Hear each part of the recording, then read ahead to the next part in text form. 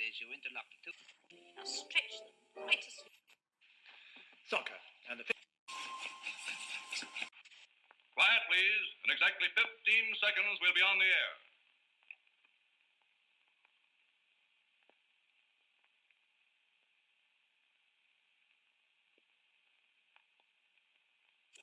I felt like a reptile. Like a reptile. I felt like a reptile.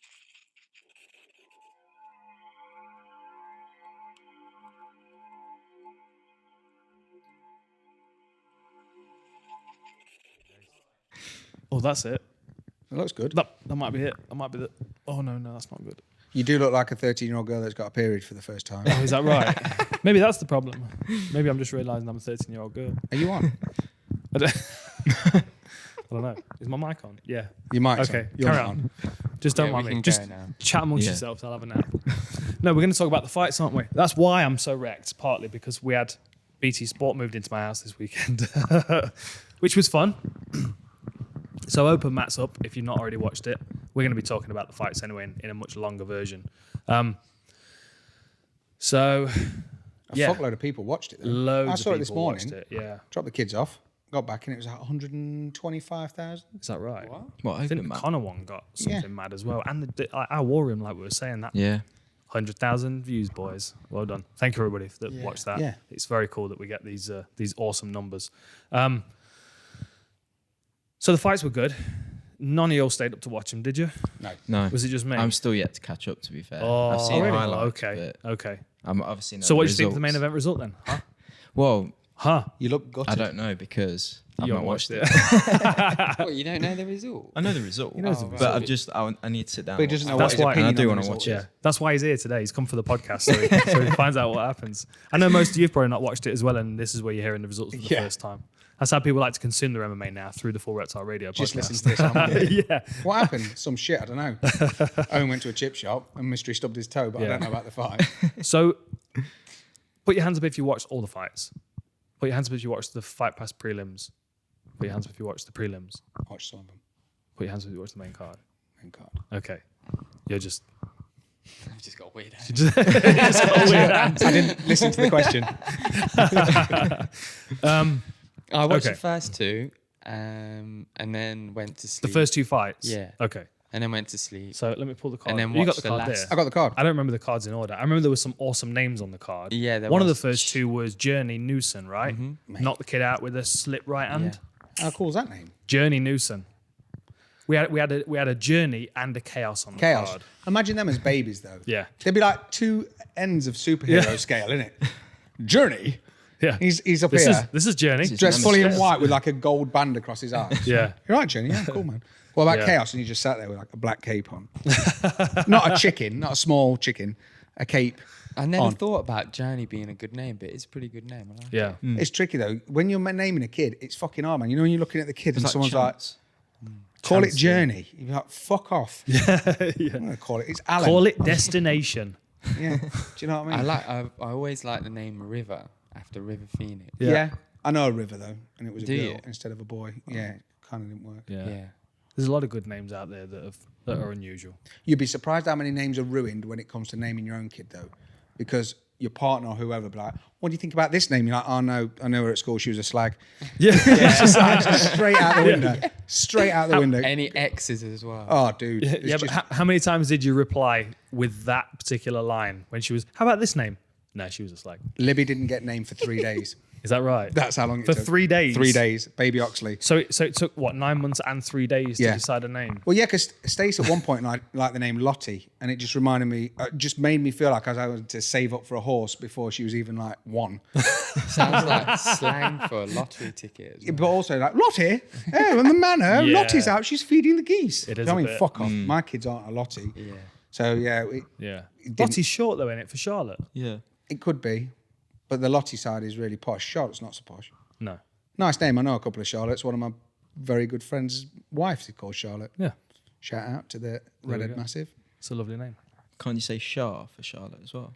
Yeah, but she was adamant on Lottie, and that's what I'm saying. Like, you get into these things, and I don't know. It's even when you nail it out of the park as well, because Moo's middle name is Blossom, which I think is sick as fuck. So when Yeah, we're that's walking cool, around and like, everyone's like, "Oh, what's her name?" And so you drop this bomb, and you're like, "Millie Blossom." And they're like, "Yo, that's really nice. Who thought of that?" I was like, "This guy did." Fucking rock on. So when you get the second one, you can't even think of a first name. You're Yeah. like, "Oh, So how many names did you put out that were not back then? oh, loads." Yeah. Loads. Probably because Stace thought that the name that I said was a slag at school. Yeah. It's bad. It's difficult, man. Yeah. Naming a Same as kid. naming dogs, anything. Yeah. Naming pets and all sorts. It's fucking tricky. That's probably the best bit, I think. What, naming a dog? Or Yeah. naming a kid? He gets bored with the animal once he's Yeah. named it. Yeah, I'll just name them. Yeah. And walk away. Maybe you could put it forward as a service. Oh, fuck. Name Maybe you your could put kid. it forward as a service. You know what I mean? Like I'm a child and pet naming expert. Just marches there you in. go. Bernard. Makes in a a bit. big yeah. No. Trust me, it's coming back. It's coming back. Yeah. Have your parents never told you like the alternatives to what they were going to call you? Oh, yeah. Yeah, I What can't were you remember gonna be exactly called? what mine was. I think the options for me were, I think Ryan was an option and Lee was an option. Yeah, I'm glad they went with Dan. Yeah, I am. Yeah. I'm pretty much. I think I had Who's Sean. the best one? was Sean. one. I quite like Which Sean. Yeah, I see you as a spelling? Sean. Yeah, I spelling? see you a bit Shawnee. Which spelling? I don't know. Oh, Let's that's, text don't your know. mum. Does that that's count? important to know. Is that important? Yeah, that's Yeah, because important to Sian know. or Sean. Yeah. I'm All right, going with yeah, an I H or prefer an the H. I prefer the H. I think. Yeah. I think Uh-huh. so. It looks right. It looks more of a Sean kind of name, whereas Cian don't. I think my alternative was Scene B. Olivia for a girl. I think I was going to be an Olivia. Yeah. Yeah, and then my first girlfriend at school was Olivia. Kind of weird. Mm. And her dad used to go to school with my mum, so I don't know what the fuck was cracking off there. What have you got agreed, Mum? Do you know what I mean? Yeah. Names are weird. Sean, Siobhan. You know, the first time when I was on the phone it was at Egg, and someone rings up and it just goes in your ear, bing, bing, you get a call. You go, hello, you're through to Owen. Can I take your full name, please? And they go, yeah, it's Siobhan, such and such. And it's like, Siobhan, S-H-I.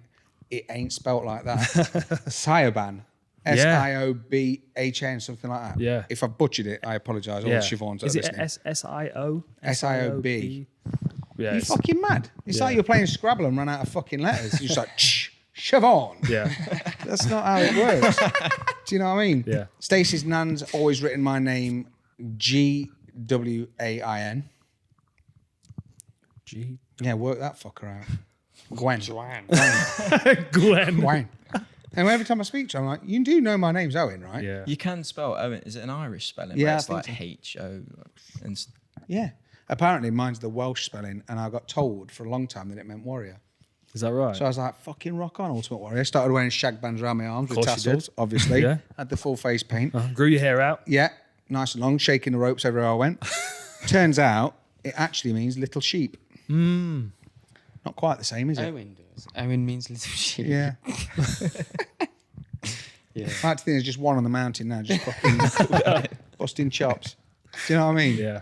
Little sheep. That's mad. It's wank when you think your name's fucking Warrior and you've Yeah. told everyone. You've got a tattoo all down your back. So, see, if you've had a son, you've had to call him Warrior. Yeah. Just so there was no doubt. Yeah. Yeah, definitely. I'd have just called him Warrior.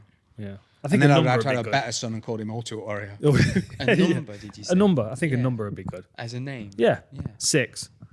Yeah. You just Yeah, go with one. quite like yeah? that. 6 and 7. You go with one. 12. Yeah. That's quite a good one. There you go.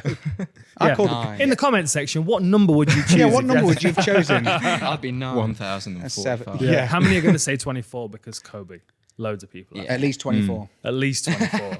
I'd have 7. 9. 9 Seven. sounds Seven's the my best. lucky number. 7. Yeah, Yeah. 9. That'd be my pick as well. But if you had But if you kids, go to surely you'd start Germany- with 1. yeah. Just be called No. Although I'd switch them all for Wolf. I might even still change my name to Wolf 1, Wolf 2. Wolf 1. Wolf It's 3. like a fucking helicopter. Well, it's like your loadouts on COD, innit? You start naming them, you're like, copy and paste.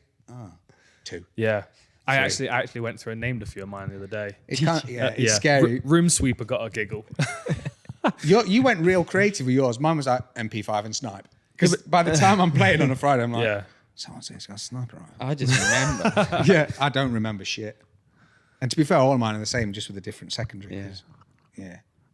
You're enjoying COD, both of you. Yeah, I've not been playing it fucking much. I've loving been it. watching him and Jimmy play it a bit. So I'm like, I recognize the standard that I need to get at.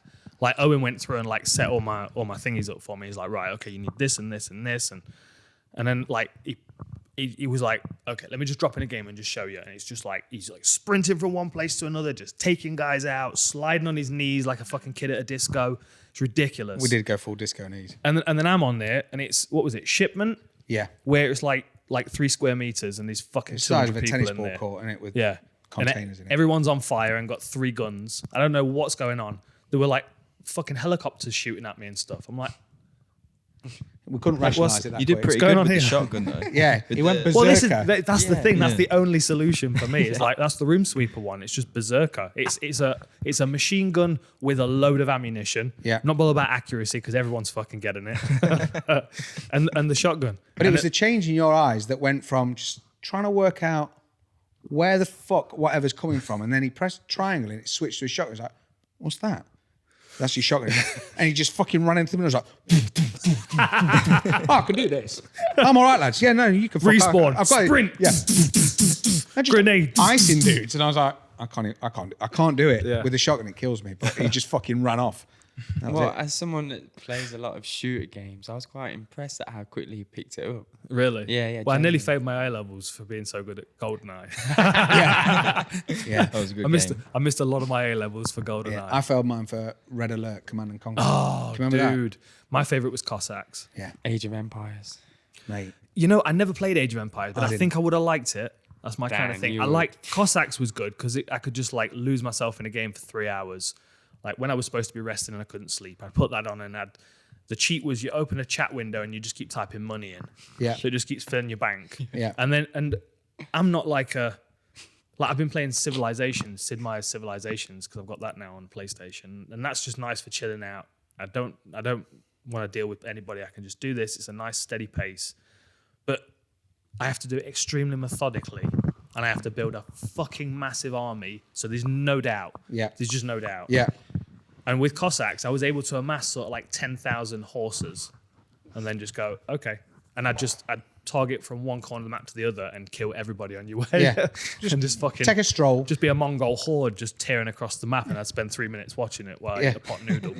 This is great. Just have a steady meander That was through the forest. That was worth 3 hours. But it's good. Set the stage. Mate, I can remember the day I failed all my GCSEs. It was me and Sam, basically Uncle Bill had got us a bootleg copy of Command and Conquer Red Alert. And the computer was only, like, no one had laptops. It was a desktop in his mum's kitchen that we sat at playing. And I must have revised for Command and Conquer for months. Failed all my exams. Got home, my mum beat the shit out of me because obviously I'd failed them all. And she was like, well, what have you been doing at Sam's? And he aced his exams because he's a clever fucker. So I was like, see, we weren't just playing video games. Yeah, I wasn't. I was training Sam how to pass his exams. Yeah, exactly. Yeah, Just I was, completely distracted. I was teaching Sam and just fucking forgot everything. Oh, that was a heartbreaking day, that was. Command and Conquer was. It was fucking sick, Yeah. man. We used to do it where you just make the smallest guy, just an infantry guy. Yeah. Just make like 20 million of him and say, go there. Just be overwhelming. Yeah, and you just see like, it was like lemmings. Oh no! Basically what the Russians did in Second World War. Exactly. Yeah, Battle of Stalingrad. Yeah. That was their How many ideas. people have you got? Enough to get to the end with a few left. Yeah, that was it. I yeah. mean, that was like, fucking hell. I know we're switching to a bit of a Dan Carlin hardcore history angle. Watch here, it, but listen to it, man. He's the best. fucking hell. His voice Yeah, I is need to just check like, that out. I'm just like, Mesmerising. just hooks me in. It's Apart from when he fucking says brilliant. again. And the Russians came back again. And they came over the hill and there was more Russians again. You know, something that's funny. Something that's really funny is I was in an argument a few months ago with someone, and she pointed out that I kept saying the same thing that I just started to say. Like, I had a habit when I first started doing Inside the Octagons, I would say, you know, at the end of my sentence, that would be my bridge. Like you motherfuckers say, to be fair. Yeah. But I mean, you say it even more than You know I what I ever said mean? anything like It's that. your weasel word. Yeah, weasel word. That's the correct terminology. Is for it that, really? yeah. No, it's not. It comes from the phones. Because people will say, bear with me. Just bear with me. And they get into this weasel word and it's like, oi, you're allowed to slap people if they do it more than 3 times. Is that right? Yeah. Weasel word. I remember that. So was one of those things. But in this circumstance, we were arguing, which we'd been doing quite a bit at that time. And she'd noticed that I'd started like trying to domineer the argument by instead of coming to the end of my sentence and stopping for her to speak, I'd go, da, da, da, da, now. And that'd like bridge a gap before my next fucking part of my rant started. I've not finished. And I'm like, where's that come from? Like, where's that? I don't. I'm listening to Dan Carlin Hardcore History, and he goes, so the Mongol horde swept around the side of the mountain and blah, blah, blah, blah, now. And I'm like, oh, I've got it from this guy. I'm listening to him like 8 hours a day at this point because he's drowning out the other noise. You know what I mean? I'm like, just fucking learn about the Scythians. That'll help. Tell me more about Hitler and the mud. But but it's amazing the amount of time I'm listening to it and I'm thinking about MMA and like the tactics, like we were talking about with the chess thing and all that. Like the parallels between the two. Mm-hmm. Like this, I feel like this is a whole series. Like we've got it like Dan Hardy's Hardcore Headaches or something with Dan Carlin. It'd be amazing, wouldn't it? Yeah. But I'm like you look at an army and the way that they would fight, and you could go, okay, that style of fighting as a unit is very much like that fighter. Yeah. Like, okay, Lyoto Machida backs up, moves away, counters people as they come in, like Wonderboy Thompson. Always on his toes, moving away. He prefers you to be the aggressor so he can pick you off as you come in. He's not like a forwardly engaging fighter like the Mongols and the Scythians. Like they'd be on horseback. Everybody in their army would be on horseback. And they'd do this, they'd skirmish. So they'd like have a small group that would ride up to the front line, fuck with their front line, but before they took it too much damage, they'd turn and run away. Like it's called feigned flight. So then they'd go, oh shit, we're winning, we'll chase after them. And then a big chunk of their army would separate and then they'd just turn on them. It's a trap. Yeah, like counter-striking. Like Verdun was doing it against Mark Hunt when he was like pretending to get knocked down. So Mark Hunt would rush into his guard and Mark Hunt was like, I'm not that stupid. Yeah. You know what I mean? And like you look at the hoplites, the Greek hoplites, like all armor, like solid heavy metal armor, big shield, big lance, and they're just marching forward in a shield wall line. Head down swinging. Basically, well, the first line is just a helmet and a shield and a spear. And then everything around that is swords coming over the top and around the shields. Underneath the shields, around the shields. That's a bit like John Jones. And it just, that's more like Khabib for me. Yeah. You know what I mean? Just like eating that the ground methodical in front of marching him down. Yeah, marching him over. Like John Jones is much more strategic in his... John Jones is much more of a Second World War kind of attack. With Exactly. dropping a submarine. Exactly. Dropping a nuke. Exactly. And trickery as well. Like I said the other week, like propaganda. Yeah. Like the psychological Yeah. game. Connor's the same. You know what I mean? Connor's like that. He plays much more of the propaganda game, and then he has a couple of 3 really, really good things that he can utilize. Like he has a fucking really good navy, and he has a really good tank division and great paratroopers. You know what I mean? Like that kind of thing. You know what I mean? I know I'm talking a bit mad now, but This is a new line of top trumps that we can bring out at some point. but it's interesting. Who would Tony Ferguson be? Somebody very cutty. The Mussolini. Germanic berserkers. What are they? They were just chaos. They were nuts. Like Vikings. Yeah. Yeah. Like all the Germanic tribes that were around Europe at the time, from Germania and Gaul. I mean, there were Celts and they had berserkers as well.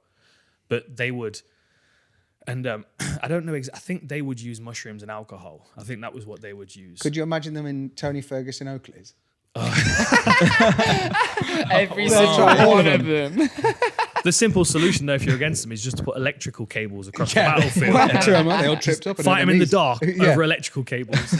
Lads, it's dark. Yeah, we have to work. It's like an old tattoo. I don't know who's more mad, him or Diego Sanchez at the moment.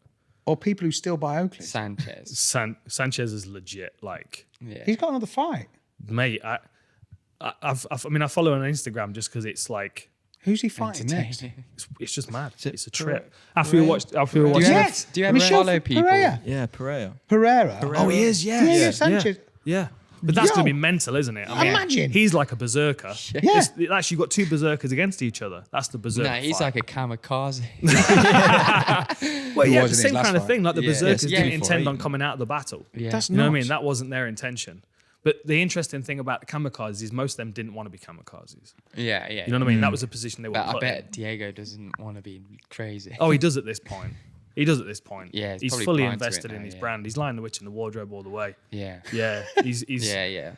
Mate, He's, seeing him in you Vegas know, one of my favourite things. Just in spinning the car around park. in the octagon with Well, he's his- in the car park when I was walking back to you boys, and he had a cape, a cloak over his head, a staff, and he got into like a banged out old Prius, and just pulled out. And there was 2 women with him. His strength and conditioning guru touchbook coach or whoever. Anybody he you was. call guru, you got to Yeah. question that individual. And Diego's in the back, and they pulled out, went forward, and this other car was still manoeuvring into a space. So they got dead aggro at this other guy. As he pulled in, put the window down, I was like, sorry, and drove out. And I was like, you'll never guess what I've just seen by the time I got to him. And then as I turned around, he's in the Oxley spinning around in a red cloak, and I'm like, oh, you will believe it. You'll fully believe this. Yeah, because now we've got 300 witnesses all watching this, and everyone's videoing on their phone. It was. I'm surprised none of those videos surfaced. I'll be honest. I've got one on my phone. I've got a couple. Yeah, I'm like just to show Jimmy. I'm like, Jimmy, you got to watch this. You got to see what Diego was doing on his warm up. Anyway, Yeah, against Michelle Pereira. Berserkers. Yeah, berserkers. They would use alcohol and mushrooms. That was what they would use. Whereas there's you've heard of Zulu Dawn, and Zulu.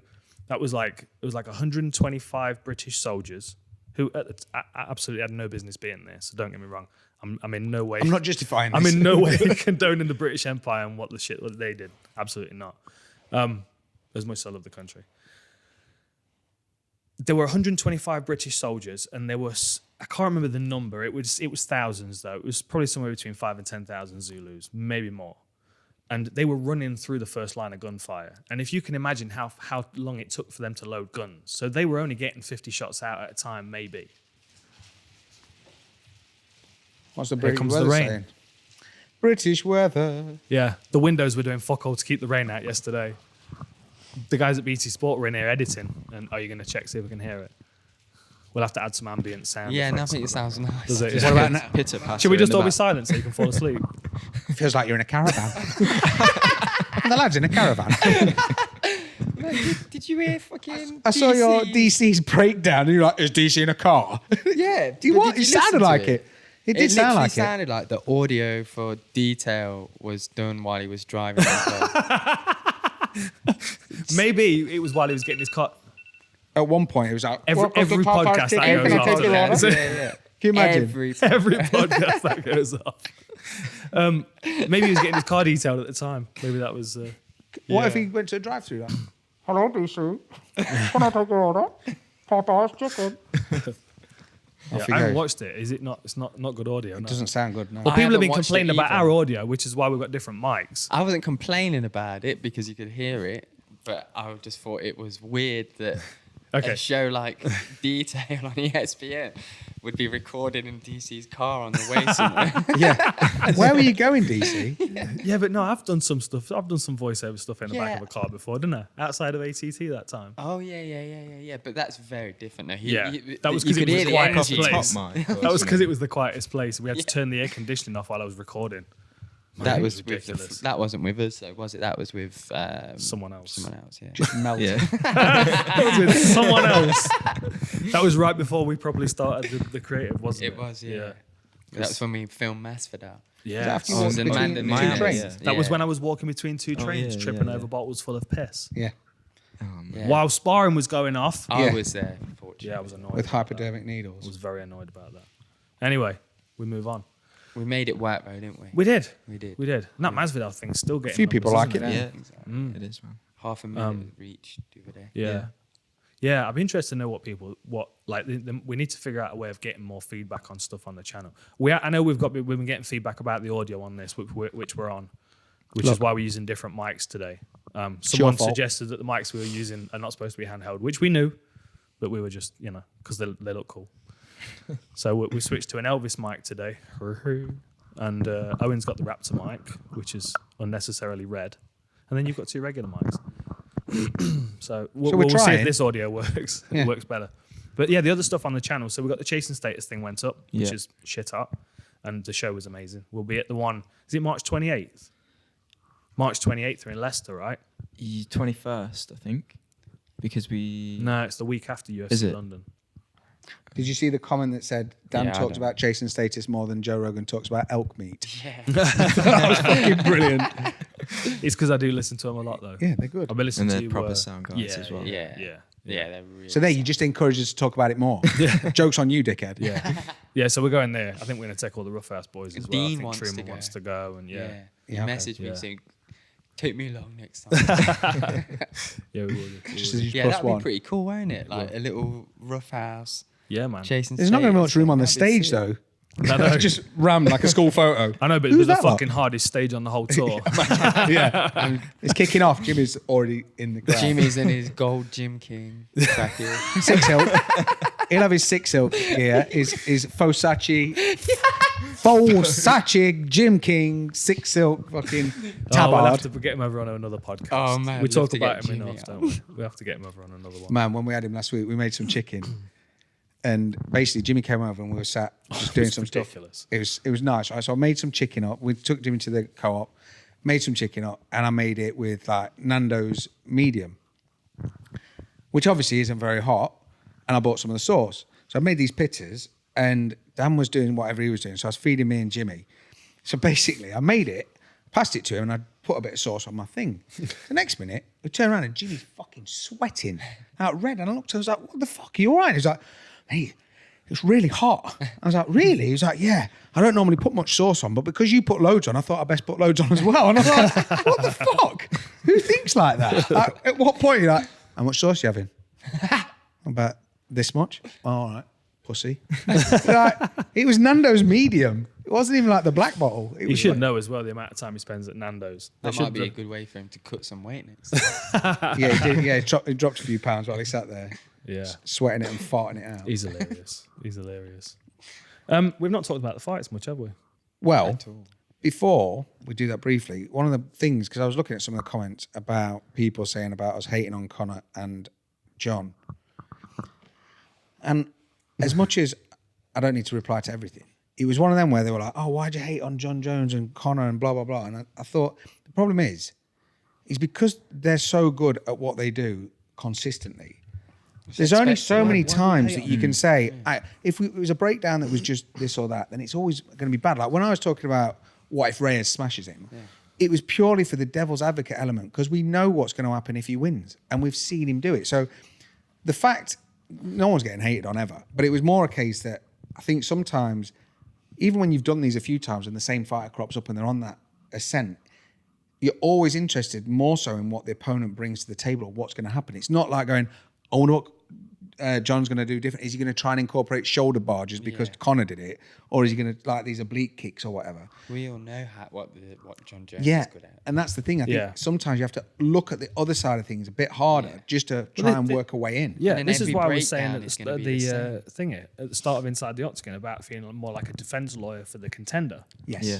Because it's how it feels. I mean, like especially as an analyst, like my job is to give a 50-50 argument for this fight. That's always my opinion, always my view. But if the fight's not viewed as 50-50 by most people anyway, I've got to weigh the analysis slightly opposite, you know?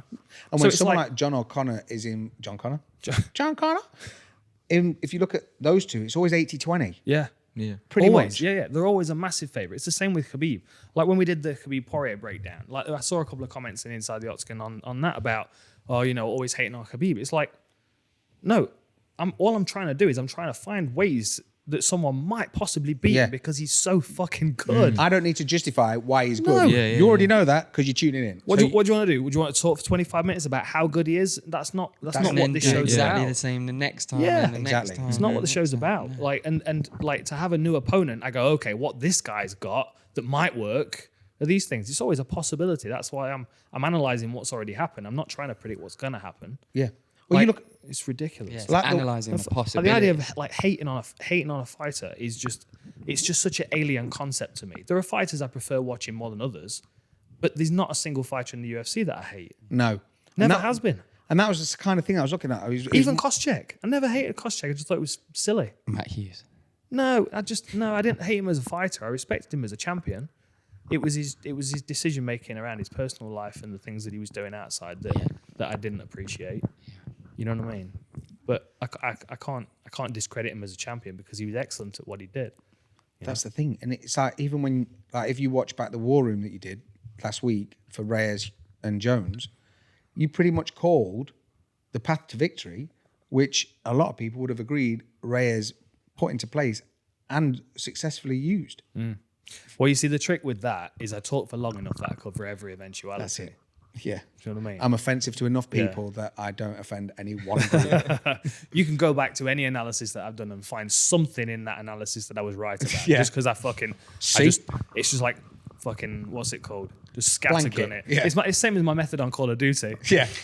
My analysis method is Well, the you same did as my say Call you of said Duty double barrel to method. the mate. You said on This way, this way, this way, this way. Head kicks, knees, elbows, takedowns.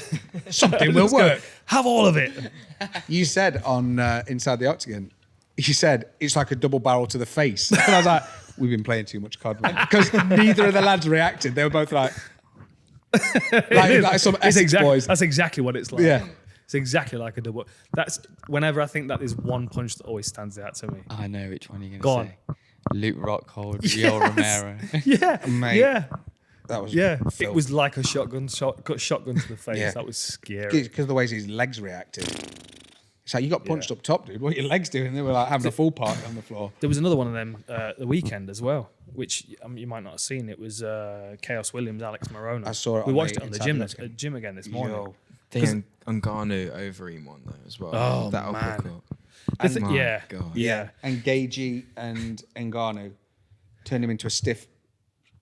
Yeah. Not Ngannou, because that'd be weird. Gaethje and Vic. No, Gaethje and Vic was bad. Gaethje and Edson Barboza. Oh yeah. I had to do that to remember what his name was. It worked though. Is it written on your knuckles? Maybe. Oh yeah. Yeah. It's, He turned him into a dead spider, didn't he? It was just like clink.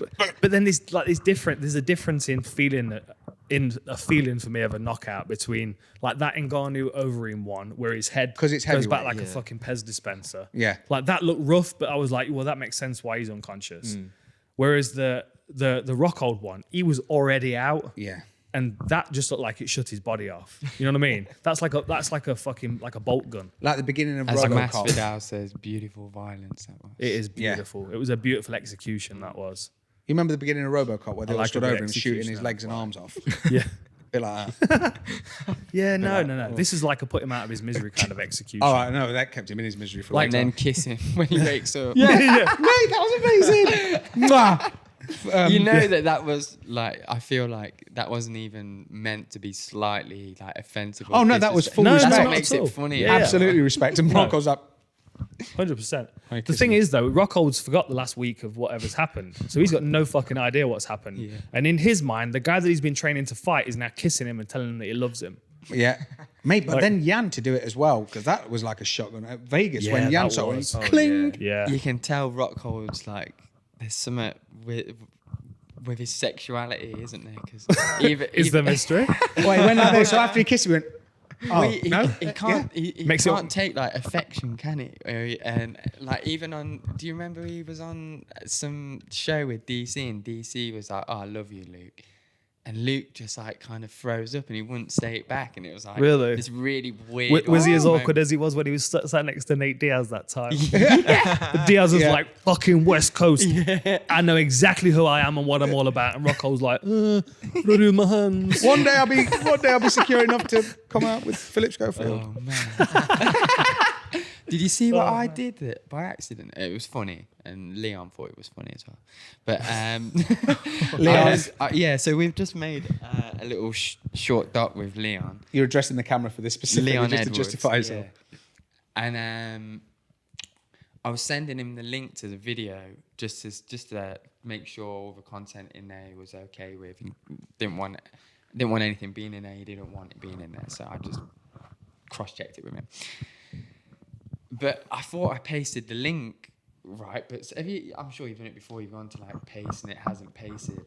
And I just pasted, and the thumbnail of the YouTube video, it doesn't show you until you press send in Instagram. And I sent it, and it's Philip Schofield coming out being gay on ITV. It's like me. I think you sent to someone else. But instead of sending the link, you're like, hey, Leon I Edwards, sent it MMA to- superstar. I Do you know sent it this to- news? Are you I up was to like- date with? I Are you up was to like- date with this? I messaged him saying, I was like, oh, can you just check over this, mate? Can you check over this? And it was Yeah, I'm pretty sure he's Philip's- gay. Yeah, He instantly just put loads of cry faces. I was like, oh shit, sorry. Sent him the real one. mate. I was just thinking, what does he think I've been watching? Yeah. Well, he thinks exactly what you've been watching because you just sent him a. Hang on a minute. There was a time when you sent me a load of photos. We'd been to get films developed, and you sat and you put all the photos off the discs onto your Mac. Yeah. And then airdropped them to my phone. Yeah. And I sent you. I got like 160 photos. And as I'm going through, I'm looking through all these photos. That's a good one. Yeah, not too bad. Underexposed, etc., etc., etc. What the fuck is that? What's that in a turtleneck? It was a drawing of Batman fucking someone. It was a comic. Who was it? Batman fucking one of his enemies or something. Yeah. Batman fucking Joker. Yeah. I'm like, Fuck you till you love me. no. I won't even think about that. Yeah, no, it doesn't even. Are they going to be in the warrant Raptor an table? It doesn't even work. I'm not kidding. It's the hole I would dig even trying to explain that isn't worth it. Yeah, bigger than the fake Tinder profile hole. Yeah, I mean, I don't mind telling that story. That's a sick story. That's what I was feeling. That go on. I'm gonna put my mic down while you tell that story. That was ridiculous. What, the one I got with my mate? Yeah. Catfish. Yeah. So, God, all right. I've got video of this as well. He's gonna kill me. Don't use his specific We'll name. get on What's the his, podcast what's his next specific week. name? Tom. Oh, Tom, yeah. Yeah. So I was staying around my mate's house, and we had a little thing where we'd always try and get each other on Tinder or any kind of dating network, and it just became funny. He'd start talking to someone, and just later on, like it would just turn up in the group, like just these like gross intimate chats. Everyone was pissing themselves. It was so funny.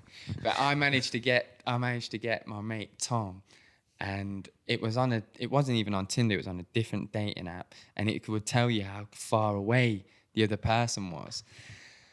3 feet. And Tom was like, he was chatting, and he was just like, "God, you're really close, aren't you?" And he was just like, "Yeah, I could probably shout out your window and you'd hear." And I carried it on, battled through it, and he was like, "Can I get your number?" and move off the platform. And this was a make or break situation now, because I've only got my number, he's got it. So I just said, "I've had too many bad experiences giving my number out. So I hope you understand, but once I meet you, I'll probably give it you." And he didn't want to like push it any further just in case, but he had his He's going to get some mad pussy, that's why. And anyway, I led him on for a couple of days, and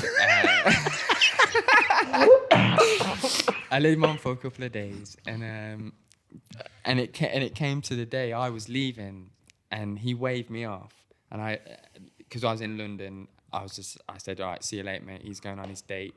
You have a good one."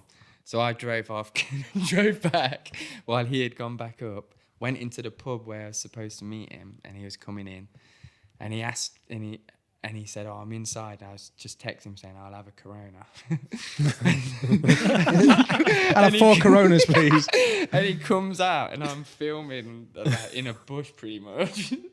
And he's just walking out with his Corona, and he just sees me, and all of a sudden it's just like the penny drops, and it's just like this white human body of just.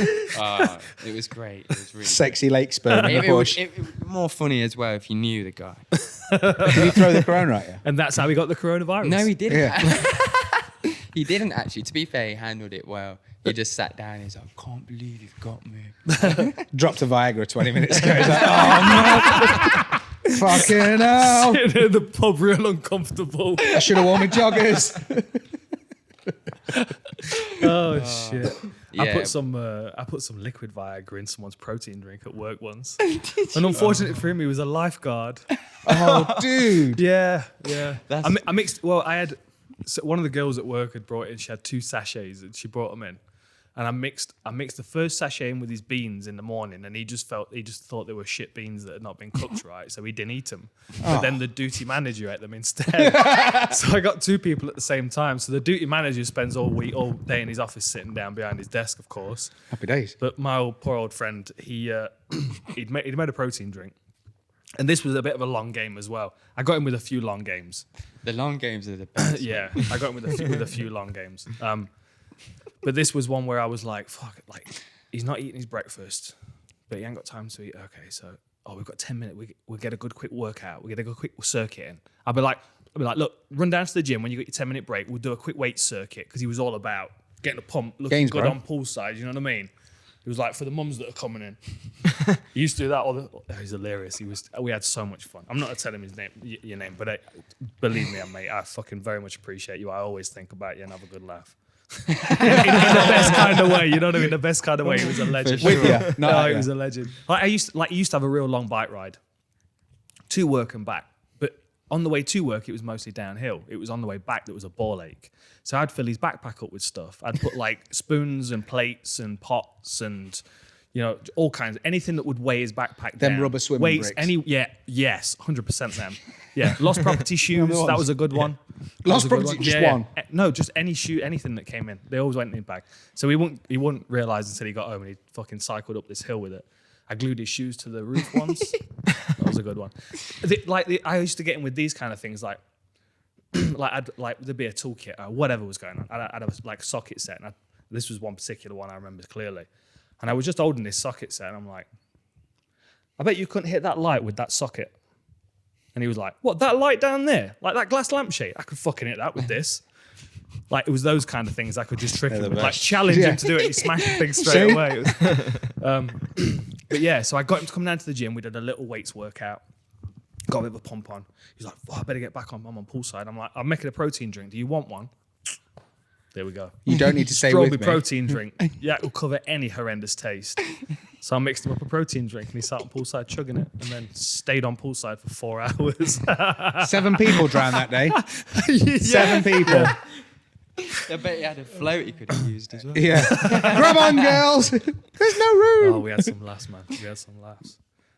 You do fuck with each other quite a lot. Imagine someone doing that to you now. You'd be fuming. Oh, for sure. But those days, like, I learned that off my dad. Like my dad, like nailing someone's lunchbox to the table at work or something like that. Like to go to the effort of taking everything out of the lunchbox and nailing it through the bottom and then putting everything back. Yeah. Putting the lid on. So then, like, Oh, mate, we had also when I was at Thornton's, they put my moped on a pallet carousel. They wrapped it in cling wrap for about a day, and then they put wet tissue on it, toilet paper, and put it outside. I finished there at 11 o'clock at night. I didn't get home till 4, and it's like a 20-minute ride. The amount, because it had frozen, all the wet toilet paper had frozen, so I had to get that off. Then I had to get all the cling film. Mate, cunts. Like when it was your birthday at Thornton's, what they did, or other chocolate factories made of this as well, but they would get someone, cling wrap them to a chair, and then get their special toffee, like, you know, the 1911 legit fucking award-winning toffee, and shape a massive cock out of it that they then strap to your chest that you can't get away from, and they will march you round the fucking factory. Like, just push around a chair. Must be Owen's birthday. Yeah, but you know when you see He's that... got the toffee cock out. Yeah, Brenda's like fucking 96, and she's worked there forever, and she strapped her into this chair with the cock that's bigger than her, and you're like, yeah, let her out. She's like, I don't mind. No, Brenda, it's not fair. She's like, no, it's all right. They're having fun. Fucking hell. I tell you what, when I was 13, 14, 15, kind of, I was at school. I was dieting for fights, for competitions at weekends and stuff. and just generally to try and keep my weight down and stuff. And whenever I was dieting, my dad thought it was hilarious that, like, if I made some sandwiches or if my mum made some, my dad would then go to the trouble of putting them, like, extra sandwich bags, like a sandwich bag in a sandwich bag, and every single one would have one of those wire ties on it. Oh. And like he would do, like there'd be like 7 or 8 different bags. I couldn't rip it open because I couldn't eat everything at the same time. So he'd do it intentionally. So I'm like, I fucking go through and unwrap all of these things now. He thought it was hilarious. Always that kind Get of home, stuff. that big smile on his face, like, yeah, it wasn't funny. Yeah. I missed dinner. This guy cling film wrapped my car at work once. Remember at my cell, my birthday. Yeah. Sent me out to get some milk. I walked out to a cling film wrap. I don't even need the milk. We used to send people to the shop for stuff at work that doesn't exist. What? There's loads of those. Oh, really? Yeah. That sounds. Yeah. What, long stand and tartan Long paint? stand, left-handed screwdriver. Yeah. Glass hammer. Yeah. Chocolate fire guard. Mate, chocolate teapot. Yeah. This was one of my favourites because every new person that started work always fell for this. We just run to the post office and grab us a verbal agreement form. Mate. Every time. I got sent a lot. Excuse me, love. Do you have any verbal agreement forms? I can't find them. It's when the post office know, though, and they go, yeah, wait there. Yeah. We've got him. Yeah, he's here. Yeah. 4 hours. All right. Yeah. We're just printing you on. Mate, my dad sent me for everything. Fucking sent me for a long stand. And I'm like, well, that's got to be a thing. It wasn't. Yeah. We used to fuck with people, though, because we'd do stuff. You know, like when you put the penny on someone's head, you press it onto the head for a while and then make them hit. And they're like, It's stuck on there, mate, and you've already taken it off. Yeah. Or you say to her, I bet you can't, did you know you can't stick a Rizzler to your eyelid? Do you know they don't stick? And they're like, a Rizzler? Yeah, it doesn't stick. A rolling paper, so OCB, raw, which take your pick. Raw. But we had Rizzlers. My belt. Yeah. So be like, right, see if that sticks to your eyelid. And they're like, it's a fucking Rizzler will stick to your fucking eyelids. And you're like, nope.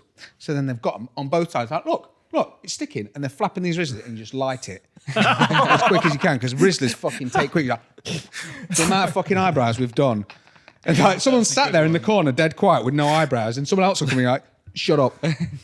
Did you know the Rizzlers don't stick to your eyelids? They're like, yeah, they will. That's a good one. Well, we used to do some awful things, like really awful. Funny though, a lot of it came from the Tinder thing. Because the thing was in our group was for a while. It's like, can we get dick pics? Can you get dick pics? Yeah. So we managed to get 2. Other than your own and Google? Just so you'll know, we're not Mystery's group of friends. This is, I don't know who these people are. Yeah. It's nothing to do We with get us. dick pics. I don't know what circles he moves in. Oh man, He's covered in glitter and smells like strippers all the time. you fucking judge. we managed to get hold of a few anyway, and oh my god, the reveals were so funny, man. We had one on a t-shirt. So we turned up to the party. Just that was a good one. Did they get names? Some of them got photoshopped to be even smaller, and then like sent to girls that they liked. John asked me to send you this. Like there's like I like there's how you one said photo. photoshopped even smaller. Yeah. We So just now shot we this- know all your mates have got little cocks as well. Yeah. Oh, jeez. Do you have to call him Button? Little shrew. Yeah, it was whatever you could get hold of was you run with it. There's something weird about dicks in general. But when you see like, can you remember when the Your Jordan mates video as well. came out? Remember Jordan, the Yeah, what would you say the Jordan is? MMA dude that towed her. Yeah, that was Alex Reed. But Jordan, she had Oh, a sex Jordan. tape with Dame Bowers. Oh, yeah. And the thing is, whenever it comes out of like someone such and such Disney princess star from 2001 is now a porn star, you're like, oh, she's fucking 19. I wonder what she looks like. So you Google it, right? And whenever it's a woman, it's like, oh, that's how they look. You've got a pretty general idea. When you see someone like Dame Bowers' dick for the first time, you're like, it's like some weird hypnotic fucking angry worm, and you're like, oh man, oh, I can't look at that again. Oh, dude, what you doing? And it's just like had a weird It does kink in kind it. of look like a Dane Bowers dick. Yeah. I've got no idea what It you looked like are a deformed fucking baby's talking about fist. at Like this a point. shit weird dick. Yeah. But it happened, you know, when there's This fucking podcast is off the rails. what we're talking about, celebrity We came sex to tapes. talk about UFC 247. We've not. This one's gonna be on like 10K for sure. Yeah, but the thing Yeah, the is, Stephen A. Thrush clip was popular. That's like Yeah. 65,000. You're keep going to pumping turn me that. away when I get to America next Yeah. time. you don't like Stephen A. Smith? Well, or his padman's going to be at the door. Hit him low. No. I tell you what happens next is they stand him next to me on one of the UFC shows. Did you actually see? Did you I see will the not interview? put up with his bullshit. Yeah, Just call him straight out. Did you see the clip of Conor when Conor was being interviewed by him before the fight? Cowboy was being interviewed him before the fight.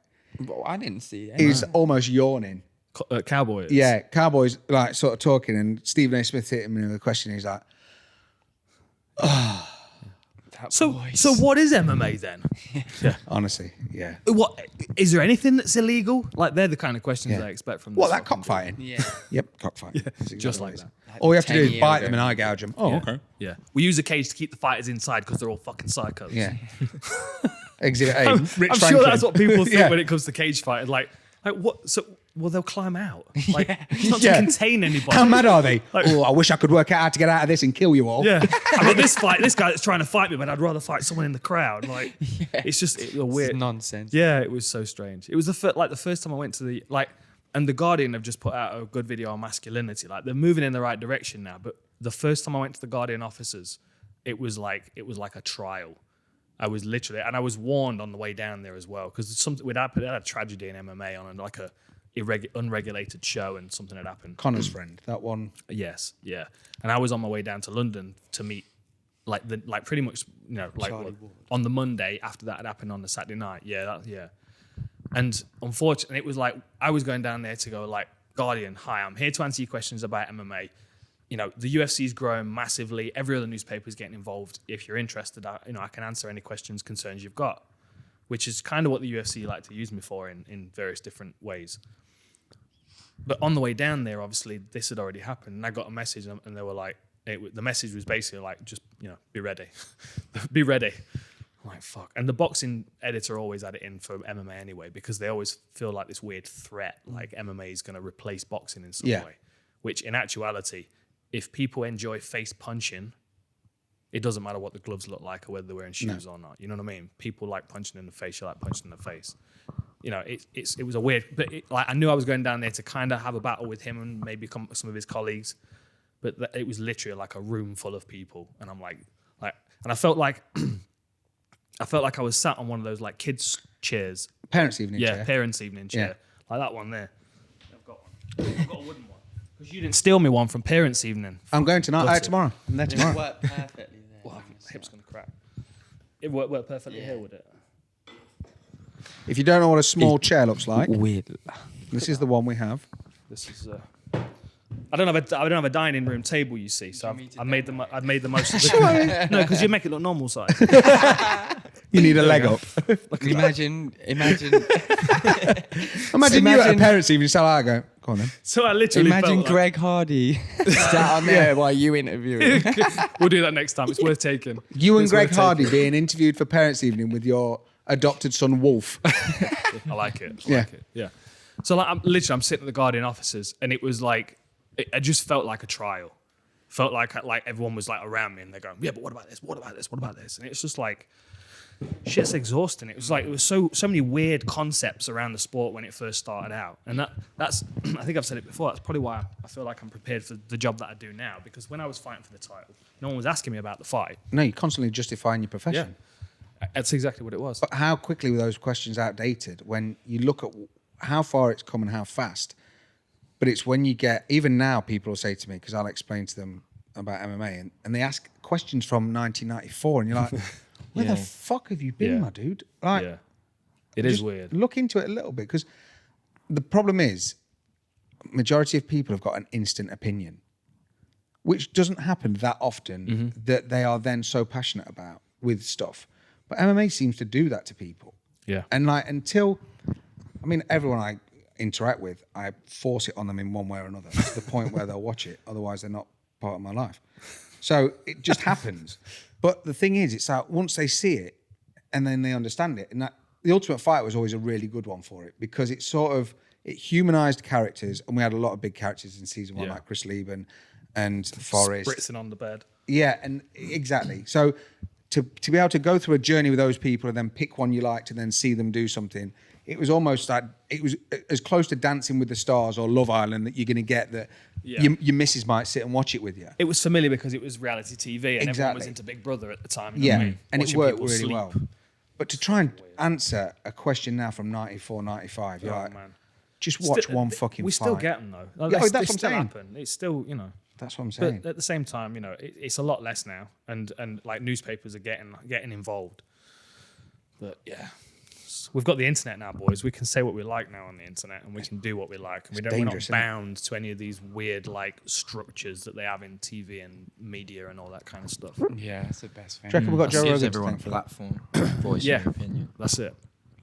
And it's like ours has been having a few little jumps recently. I think it's the Stephen A. Thrush video personally.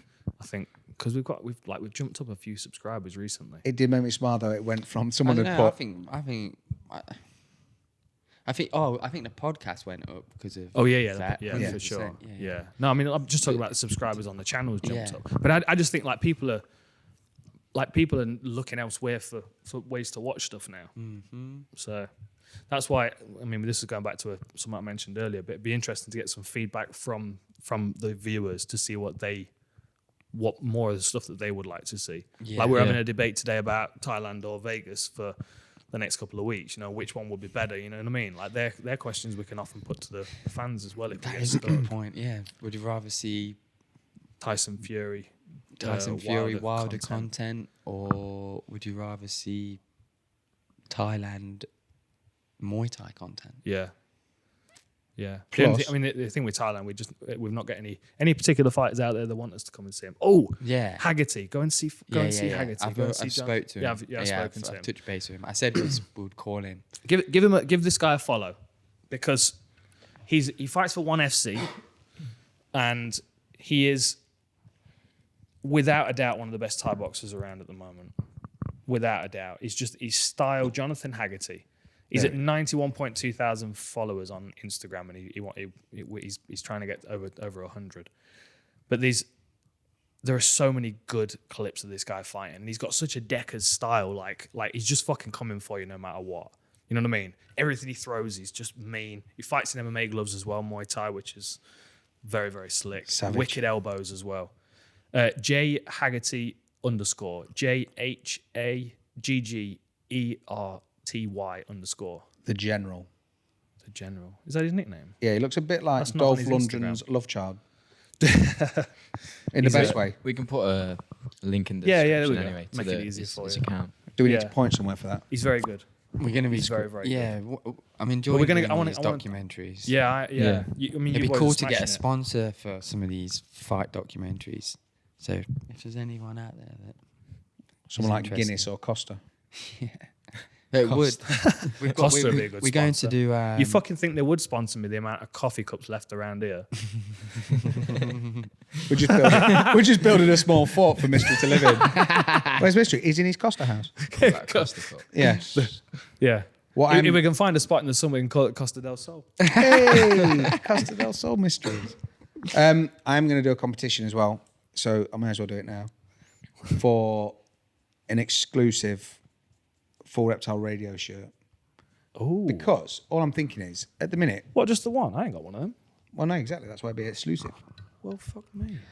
Well, No, don't. okay, you're very tired at the minute. It will be a sensual loving. Big spoon, little spoon. I'm going to do an exclusive T-shirt because we get a load of followers, a load of comments, but it'd be interesting if people hit like. What do we need to do to qualify? Hit like and leave a comment to say subbed. whoever shares the most videos on the channel. Yeah, if you can share all of our videos and get your friends to watch them as well, including Yeah. your mum and dad. No, if you press the sub button, which most of you will have, if you've already done that, fair enough. Sub button, like, and leave a comment. Yeah. But it has to be a funny comment that says something funny, but also Counterproductive comment. We could get, no. Because we've got questions, haven't we? We need to put these up on the screen. I know we're thinking about them kind of off the cuff, but number one is, what number would you choose as a name? yes. Oh yeah. Right? Yeah. Do you think you'd have to buy a horse if you called your kid Lottie? That's a simple yes or no. specific. That's too specific. Yeah, all right. So tell us your number. How many dick pics have you robbed off your No, mates? don't send dick pics to Mystery. Don't do the dick pic. We know he's got Send some them fans to now. Dan. I don't want Dame Bowers is gutted. don't want 'em. He's got a load stacked up. Dame Bowers is like, what's Mystery's number? I'll ping him across. So number one, the first. Well, we need 3 questions, I reckon. First question should be, what number would you choose for a name? Second is, Wilder or huh? Wilder or Thailand. Oh, yeah, okay. Wilder or Thailand? Yeah, Oh, you actually want yeah. an answer to that? Yeah. There you go. Yeah. Fury, Wilder, or Thailand. That's a good one. Although I'm a little bit concerned they won't come back. And From if either. they do, I don't know what the fuck. they'll From bring either, back yeah. with them. From where? You got 2 wives from Wilder Fury. How the fuck that works? And the other question, just tell us where you are. I'd be interested to know where people are, because we're worldwide. Yeah. Yeah. But it is good. There's that sort of Geotag Tasmania your comment. and Australia, all sorts. Geo-tag your comment. I don't know what that means. Did you see as well? A lot of people have played the fucking chocolate knife and fork game. Yeah. Yeah. That a lot of worries people me. Did, yeah. Yes. That worries me. Fucking respect. Do it as an adult. It's even better. Just pissed up. Get some Auntie Maureen fucking gloved up trying to cut chocolate with oven gloves on with a knife and fork. Gloved up. Boxing gloves. Yeah. I wanted to say thank you to Gerd as well. Did you? Well, do you want to say happy birthday to him first? Oh, It yeah. was his happy birthday on Friday. So Happy birthday, yeah, Gerd. Mr. Gerd. Yeah. Happy birthday, birthday. You can say thank you. Well, what's Oh, going on? hold on, we've got props. We got things. This is unscripted. Nobody has any idea what he's doing, and we're all a bit concerned. Is he having a poo? No, go for that. I send him home. I'll send him home to have a poo. Go home if you need to take a dump. Yeah, I did have to do that. Where's Mystery? Just nipped out. Home to take a shit. Dan had boilers round in the toilet, and I. Boilers? Boilers? Why are your toilets full of boilers, Dan? So Mystery stop him from shitting in a can. How'd you stop your mate shitting in your house? Just fill it with boilers. What the fuck? I had the engineers fitting a boiler. Yeah. Yeah. And I did a fart by accident in the kitchen, and it nearly killed me and Jamie. That's what happened to Jamie's hair. I thought if I go here, it's not going to be. It's like, well, I don't know. I didn't really want to just stink out Dan's house and scare off his people. Boilers. Yeah. His boilers. So I drove all the way home and had a shit. Was it the best shit you've ever had? Because you're all the way home. No, I don't think it was. You got I think I stripped forgot completely I was naked apart from shitting your after socks. About 2 minutes, I was on my phone. Oh, mate. This is medicine, this podcast. I feel much better from Jesus. Was it a breathe out shit? I think it was. Yeah, literally, you get on the trigger. Oh, and it's like shoes out of a loft. Shoes out. This is at the point where I feel like John Anik at the end of the show trying to steer it back away from the conversation about judging. John Anik. And you got Cruz and Rogan going, open judging. Maybe they should do this. Maybe they should fire him and use people that know what they're doing. Maybe blah, blah, blah. And I could see Anik in the corner going, got to bring this back to the fights. Yeah, but did you hear what he said at one point? He was like, and there's John hitting him with one of those many limbs that doesn't have a glove on it. And I was like, that's going to my phone, John, you fucking maniac. That's hitting him with one of the limbs that's not got a glove on it. What? Poor old Anik. He has his work cut out for him when he's working with Joe and Cruz. I love that trio, don't get me wrong, because they're brilliant. They're hilarious. But Joe's untouchable. He can say whatever he likes. Yeah. Says whatever he likes, which is why we all love him. Cruz, when he gets a point, that's his point for the event. If it's underhooks, every fight's talking about underhooks. Yeah.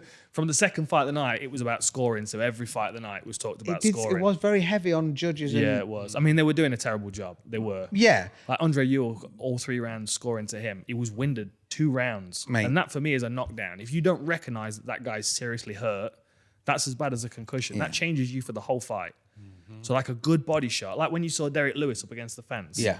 That for me is as high as a knockdown. But you're always going into that. You're always going into any fight knowing that it's a shit judge. Yeah. You never go in like... That's the problem. It's like, that was the part of the conversation. And it's not the case. I will defend some judges because like there are some terrible judges. Like we know that. Like Adelaide Bird was there at the weekend and that was the judge that was it the Canelo Triple G fight? And there was a really odd decision. And they hadn't been watching it. Yeah, really odd. And like, as far as I know, Adelaide Bird judges out of Vegas. So I don't even know why they would bring them to Houston. I'm sure it's a woman, isn't it? Bring her to Houston to do the. I just don't get it. Yeah, I think like what we need to, and this is something I think UFC could invest in, is a transfer program for fighters that are no longer fighting anymore. 1,000,000%. To go, what do you want to do? You want judging, cutmen, refereeing, whatever. Like imagine someone like Forrest. Like backstage security. You know what I mean? Like knowing what the fighters need on weigh-in day, when to bother them, when not to bother them, that kind of thing.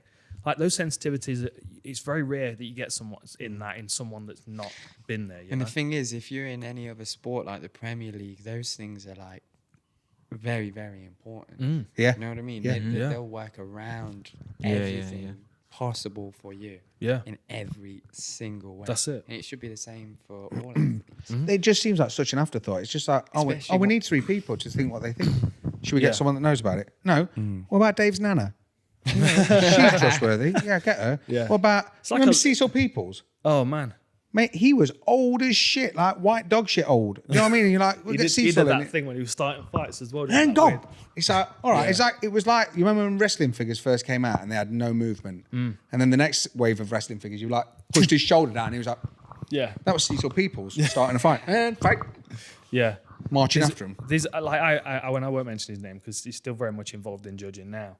But I think I've said it before. When I was going into the fight against GSP, he'd said to Eddie Bravo that I was a thug that and didn't deserve to win, and he was one of the judges for that fight.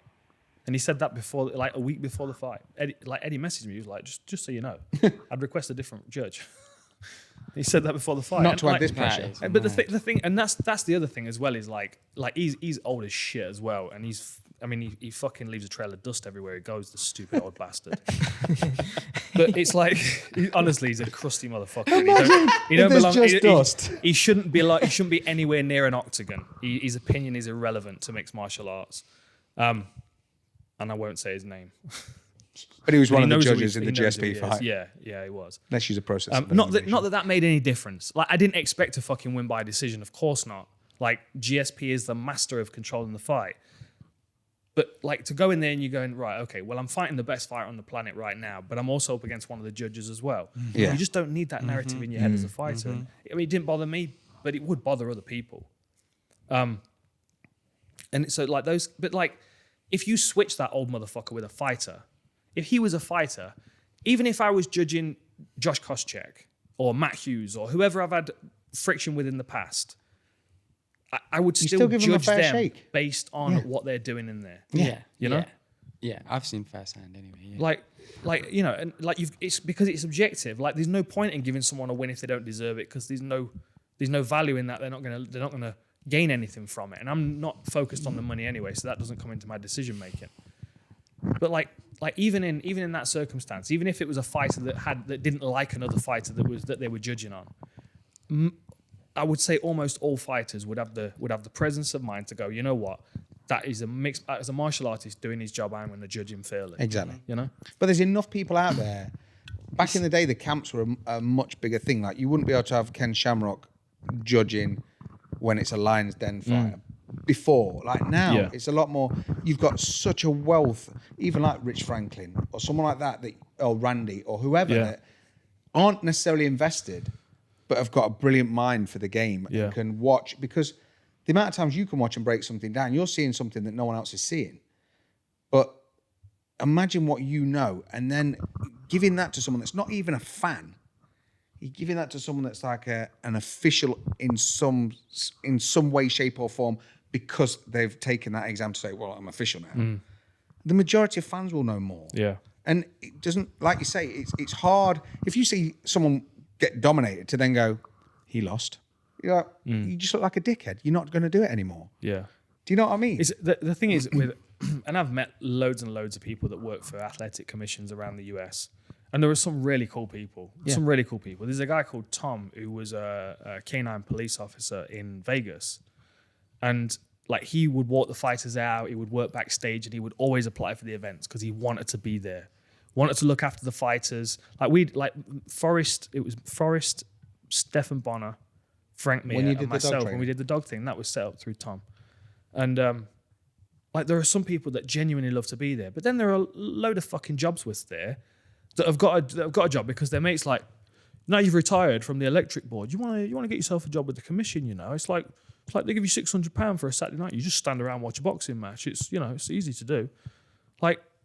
And that's how a lot of these people get jobs. We say jobs for the boys in the UK. It's probably transferable. But there's a lot of people that just stand around. They don't do anything. No. They don't know what's going on. They don't know really what their role is when they're there.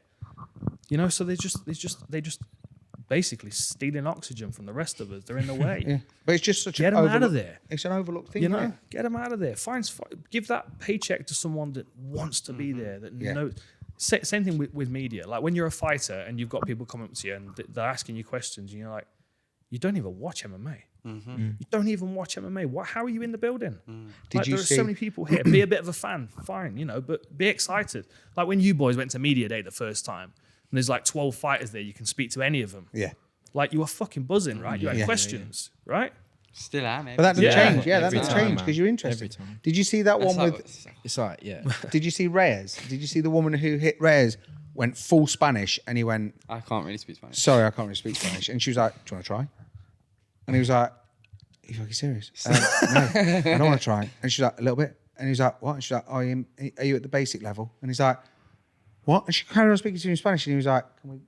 So that was can we get a translator? That was a Spanish network then. Yeah, and she was like, yeah. and she went, do you want to do it in Spanish? She went, no. Yeah. Like, how many times do I say fuck off without saying fuck off? Yeah. Do you know what I mean? Yeah. But that's just not reading a room. I'll try Russian. I know just as little as Russian Yeah. as I do Spanish. Yeah. Exactly. I've seen Yeah. Borat twice, so leave it with me. Fucking hell. Yeah, headache, man. I think there's a lot to be said for loving what you do, and obviously we're all very fortunate in doing what we do.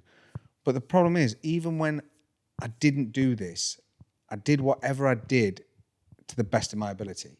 Yeah. So I always went above and beyond. I would always try and just to keep myself fucking entertained, if nothing else. Even like if you're packing chocolates or working on a phone, you gotta be engaged. But the amount of people that I see that get the jobs, I can remember, not to name a name, there was a TV network that we were working with at some point, and there was one guy there that was like literally hanging out with Masvidal, Jones, all these top guys, and like it was the absolute bollocks. And I got 10 minutes in his world. And he turned to me and he was like, I don't really know what this is. Who's he? I was like, oh, Yeah. you don't deserve to be there. And as much as he did, it was his job, and he did a wicked job. He put it out, they did everything. But at least know what the fucking hell you're doing. Know what you're watching. There's for guys sure. that you find in crews as well, like camera crews and stuff, that you experience that as well sometimes. They don't know what they're like what they're filming. Do you let me know when Dana's here? Yeah. And that's fair enough for a lot of things, but when you're filming something that you have to understand what you're watching to film it. Well, yeah. Yeah. If I started making And it T-shirts allows for a you- tennis company, I'd fucking have to watch a little bit and kind of understand what people are into. Yeah. I wouldn't just be like, oh, tennis, easy, white. MMA, Yeah. they must want some chain Same thing, I link. put some chain link on it and fire in fucking schools. Yeah. It allows you to build relationships like outside of just being at the events as Yeah. well. You know, afterwards, if you know, Yeah. for us especially, if like creating content stuff. Well, for it, it's all got to be organic and natural. You look at the amount of conversations we've captured when we were at Body Power with someone like John Jones, or when we were at, or even in Vegas, when you see someone in the casino on the street, you grab them for 2 minutes and talk to them, and they'd understand that you were interested in their world. Do you know what I mean? Like, you can't be in this world and like Uriah Faber walks past and you go, he's a writer. Not fucking fighter. The chin, him. Really? Nah, I don't see it. No, okay. It's nuts. Yeah. Shall we, let's quick rattle you through saying some about? of the fights. Do you want to start at the top? No, let's start at the bottom, because I can just name a couple of fights that are on. definitely worth watching if you haven't watched them, or if you boys haven't watched them. Hit us with them. I mean, well, the first fight was good. Yusuf Zalal looked really good. Austin Lingo came. I think he was the favorite, and he just kind of came in like marching him down, headhunting, looking for the king straight away. And Yusuf was like on his toes. He was moving, chopping away at him. Just nice, like lateral movement, slick. Just outpointed him comfortably. That the Ewell Martinez one that was the first weird decision. Like one of the judges got 30-27 to Andre Ewell. There's just no way. There's just no way. The start of the night. Yeah, it was ridiculous. Yeah, and that's the thing that kind of set the tone for the rest of the night. But then Journey Newson came out with that counter right, knocked out Pilati, which was beautiful. Then how about this for a name? Mario Bautista. He just reminded me That's a of Marino gangster name, that Bustamante. is. I just looked at his name. Yeah, So I was like, Yeah. are you Sounds Marino's like European son? football. Yeah. He switched flying knee, knocked out Yeah. his opponent, Miles Jones. Kalen Williams. His name's different on here. UFC had it as Chaos Williams. Chaos. Mate, that was just... That was beautiful, yeah. Hold my beer. Yeah. So I put that on this morning because we were talking about left hooks the other week, putting it out there. With Jimmy. Yeah. With the squad session, and it's a point I've been trying to make a little bit because, like, if I put a video up on Instagram of me hitting the bag, there's always a dickhead that's like, "Oh, you're throwing your jab wrong." I'm like, so which You gotta jab is stop it? messaging. It's like, so which jab is it? Because I've got 14. Yeah. How much do you want to fucking break this down? Like, there's a reason for the way that I'm throwing something, my position of my elbow, my position of my hand, whether I'm leaning over my back foot, whether I'm dropping off to the side. Like, don't fucking think everything's not considered because you should know me better by now. Yeah. So, like, I always get those stupid comments. And I was talking to the guys at the gym the other day about left hooks because we were working. I'd referenced the left hook that Miocic used against DC. Like, that was a real long left hook because he was reaching for the body. It's dangerous to throw body shots in MMA because you put yourself in risk of a lot of things. But, like, So I was talking about the different range of the left hook. And if you watch JDS throw his left hook, he throws it with the inside of his knuckles. I think mainly because he hits pads all the time with gloves on. So he's gotten used to hitting with that side of the hand. Just a tap. But at the same time, if you're wearing MMA gloves, rapping, I call it a rap. That's what Gunnar Nelson was doing to Zach Cummins. He was like rapping him with his knuckles, like that. You know what I mean? Yeah. Like when you... I've got conditioned hands. Hang on. Hang on. How about that? Did that not hurt? Must tingles a bit. That must have hurt. No, it's fine. Nah. Knuckles, mate, knuckles. Don't try it at home. Don't Just try to it do a at drinking home. game. Don't try it at home. Every time Dominic Cruz Don't hurt says yourself. underhook, you have to wrap your knuckles. Them ones. Yeah, these ones. Yeah, Easy. Easy. Someone's going to put a comment in the section below and these boys will figure it out then, but I won't say anything until then. Anyway. Watch it back. You've got slow-mo. You can watch it back slow-mo, can't you? The first one, that's my knuckles. But when I'm coming from up here, I'm coming down and I'm going with my fingers. Motherfucker.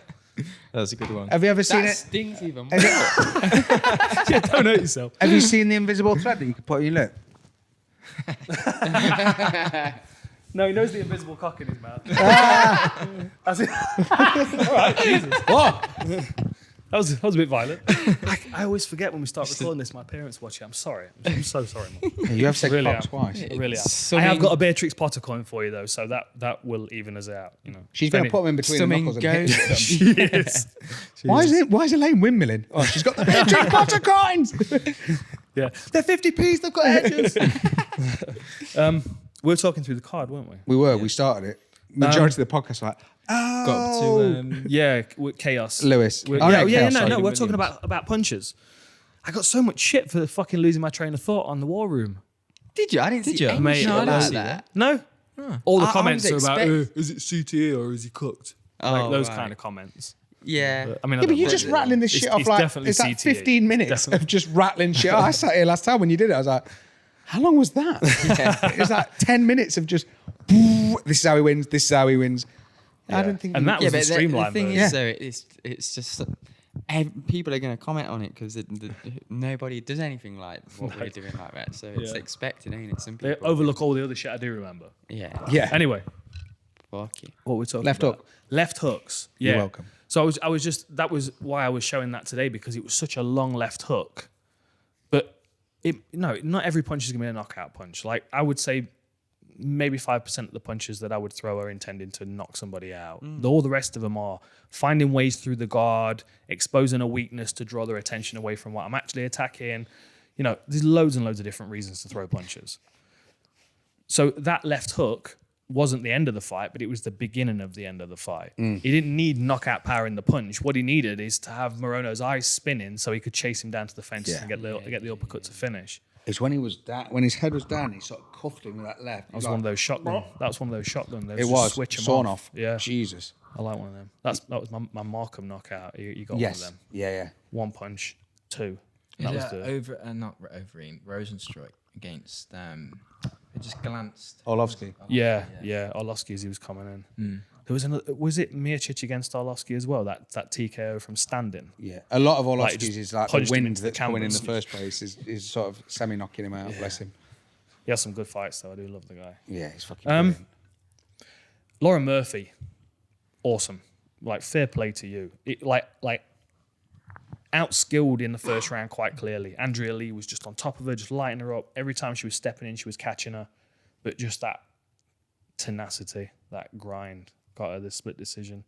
I got to catch up on that yeah, one. But I saw Fucking James Krause, man, he fair deserved play. the win. He I deserved thought- yeah, I the win, thought man. so. Gee. And what was it? A week's notice? No, a day's notice. It was 24 25 hours. Hey, He was there Jimmy, to you corner. all right to jump in? Yeah, I can do. Yeah. He I've got my did- shorts. Did win in a sense. He got like 2 bonuses, like 100k. I think he Yeah, deserves but I'm fucking- talking like on the scorecards. Like I gave the first round, he was so close with that, That rear rear naked naked. choke. Yo. Like, I mean, even on, it wasn't the new scoring criteria, but I know some judges that would have scored that a 10-8 purely because he was dominating for the majority of the round. He lost the second round, But I mean, he was gassed. You know, he showed he was quite obvious he was tired, and of course he would be.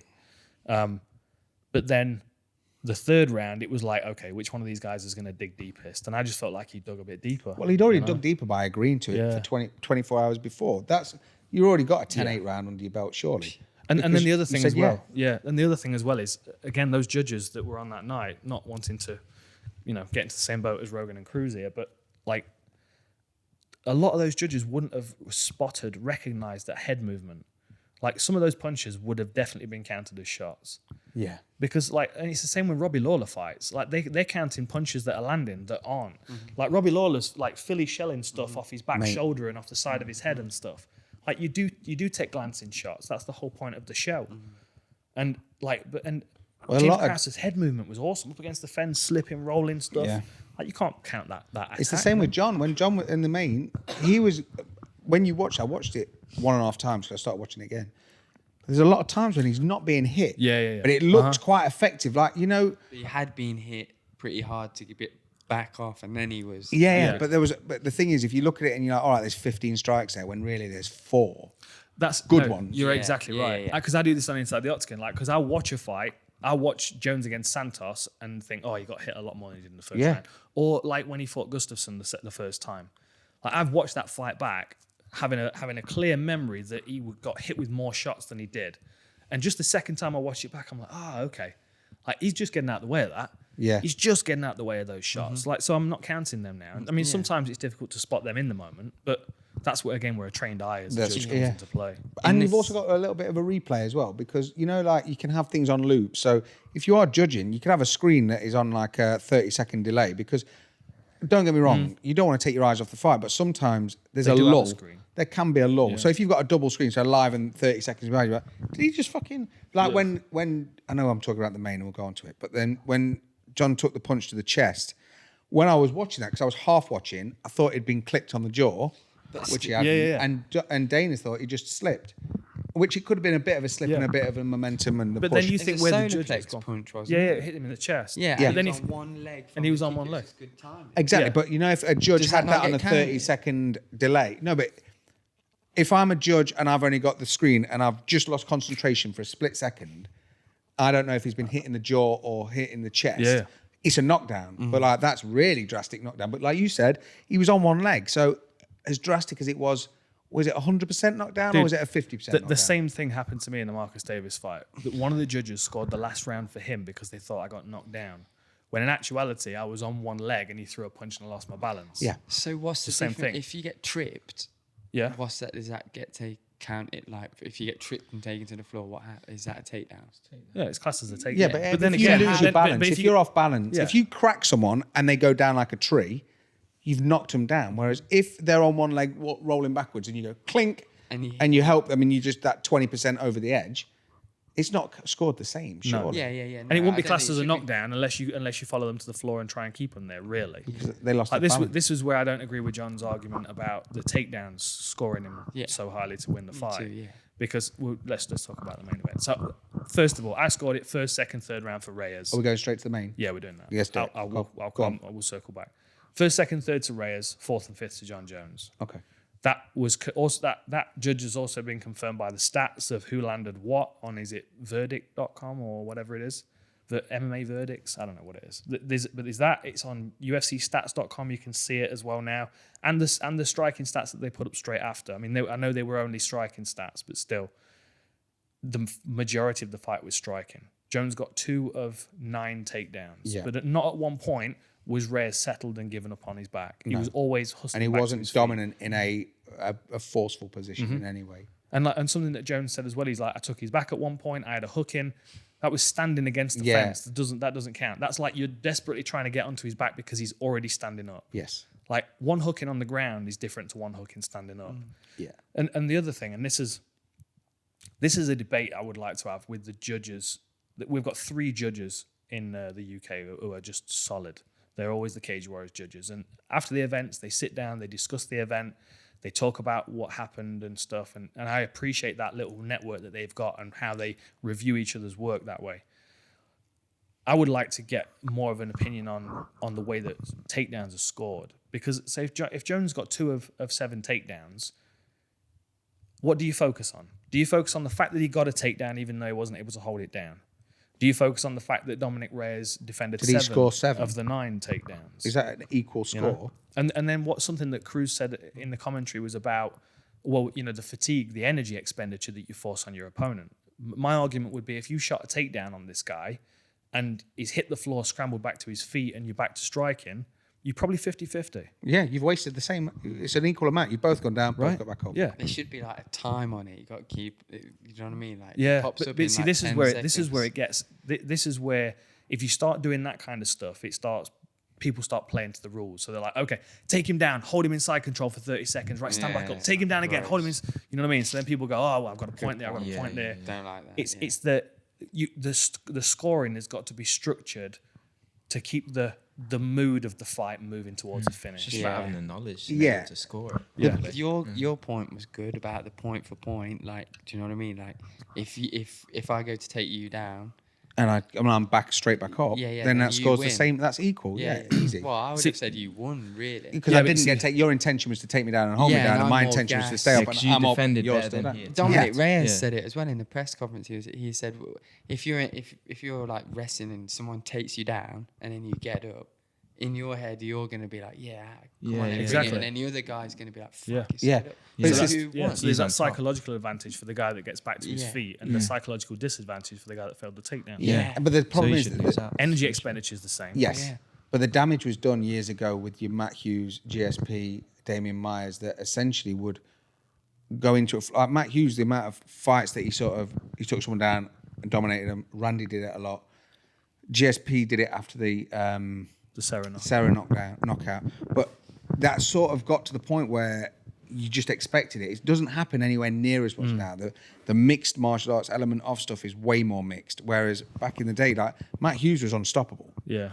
At one point, he was just unstoppable. And he didn't have the best hands by any stretch, but he was just a fucking savage farm boy that could just hold you down. Yeah. And the thing is now when we see it, and like when John's going, well, I got a takedown, it's like, it's not the same as it used to be because it's not as constant. No. But I mean, when I was watching it, because you know I don't score fights normally, I'd watched it upstairs, and by the time I'd got to the third round, I was like, has Dominic Reyes won 3 rounds? And then I thought to myself, hold on, let's just say he's won 2.5, just to be devil's advocate, because at this point now, I'm like, holy shit, is Dominic Reyes going to do this? Because the problem was, again, I don't check my fucking phone, and Brandon Gibson, I love you to bits, John Jones striking coach, old 6 gun. My phone had a notification on it. Brandon has tweeted for the first time in a while, or something like that, and it was just a picture of John. But it was in the small thumbnail, so I did that thing where I'm like, I'm not looking, and I cleared it off. So it was at that point, I then started fucking with my own head going, because I expected John to win anyway. I then started watching it with the thought of, well, Brandon's already told me who's won because he's his boy. But then after the third round, I'm like, is Brandon putting a protest post on? Like, he's still the fucking champ, even though he got beat. Yeah. And so after the third, I was like, he looks like he's going to have to finish him. And then when I got to the end of it, I was like, by that time, I'd seen John look a bit more dominant in the last 2. And I was like, that's the problem. You leave that lasting opinion in the judge's mind at the end of the 5. So the first 3 then get diluted a little bit because you've not looked as strong. They don't score it at the end, do they? No, of course. But No, it's they almost, score per round. yeah, they do score per round, but the problem is when you're making that final decision, it's tricky. And I genuinely thought at the end of the third, he can't have won 3. Maybe I'll give him 2. And because, like you've said yourself, you see a lot of Reyes is coming forward a lot, and there's a lot of swinging, but John's doing a lot of fucking miss. He's not getting hit with a lot of stuff. So I was like, so maybe I'll give Reyes 1 and 2 and maybe John the 3rd. Or it was a toss-up. Because when Joe Silva came back to Dana and he said he thought it was a draw, I could live with a draw. Joe Silva did. Yeah, the old matchmaker for the UFC, you know, the tiny guy. Yeah, he tweeted or texted. Yeah, he texted Dana and said, I think it was a draw. And I could have taken that. And I think that was what we were talking about last week. What happens to John if he loses? If he doesn't lose and it's a decision that it's a draw, then we get that immediate rematch. But see, the thing is, like, so you get to the end of the fight and you watch that fight and you go, okay, if I'm making a decision now based on the 25 minutes that I've just watched, a draw's fair. Yeah. But if you've got people scoring each round one at a time, the only way to get to a draw is if one person got a 10-8 round in 2 rounds. Yeah. I don't see how that happened. I don't remember anybody, either of them being as dominant enough to get a 10-8 round. Let alone twice. So even if Dominic Reyes won 2 rounds and one was a 10-8 and Jones won 3 10-9s, that's a draw. Or the opposite way round, whereas Reyes won 3 10-9s and Jones got a 10-8 in one of the last 2 rounds, that would make a draw. I still can't. the chances of that are quite slim, aren't they? Like going, oh yeah, it was a draw. That's the fair thing to say. Yeah. I would agree that it's fair, So, but I don't see how they could score it like that. at the end of the night, you were Reyes got robbed. I thought, well, yeah, but again, I mean, I'm not like rob's a strong word. I thought it was a. You're not married to it? No, I'm not too bothered about 3-2 on the scorecards. My only issue with it is the judge that scored 4-1. They need escorting out of the building, man. By Well, Steve. this is the thing. Like that person, whoever that was, and I don't know who scored it.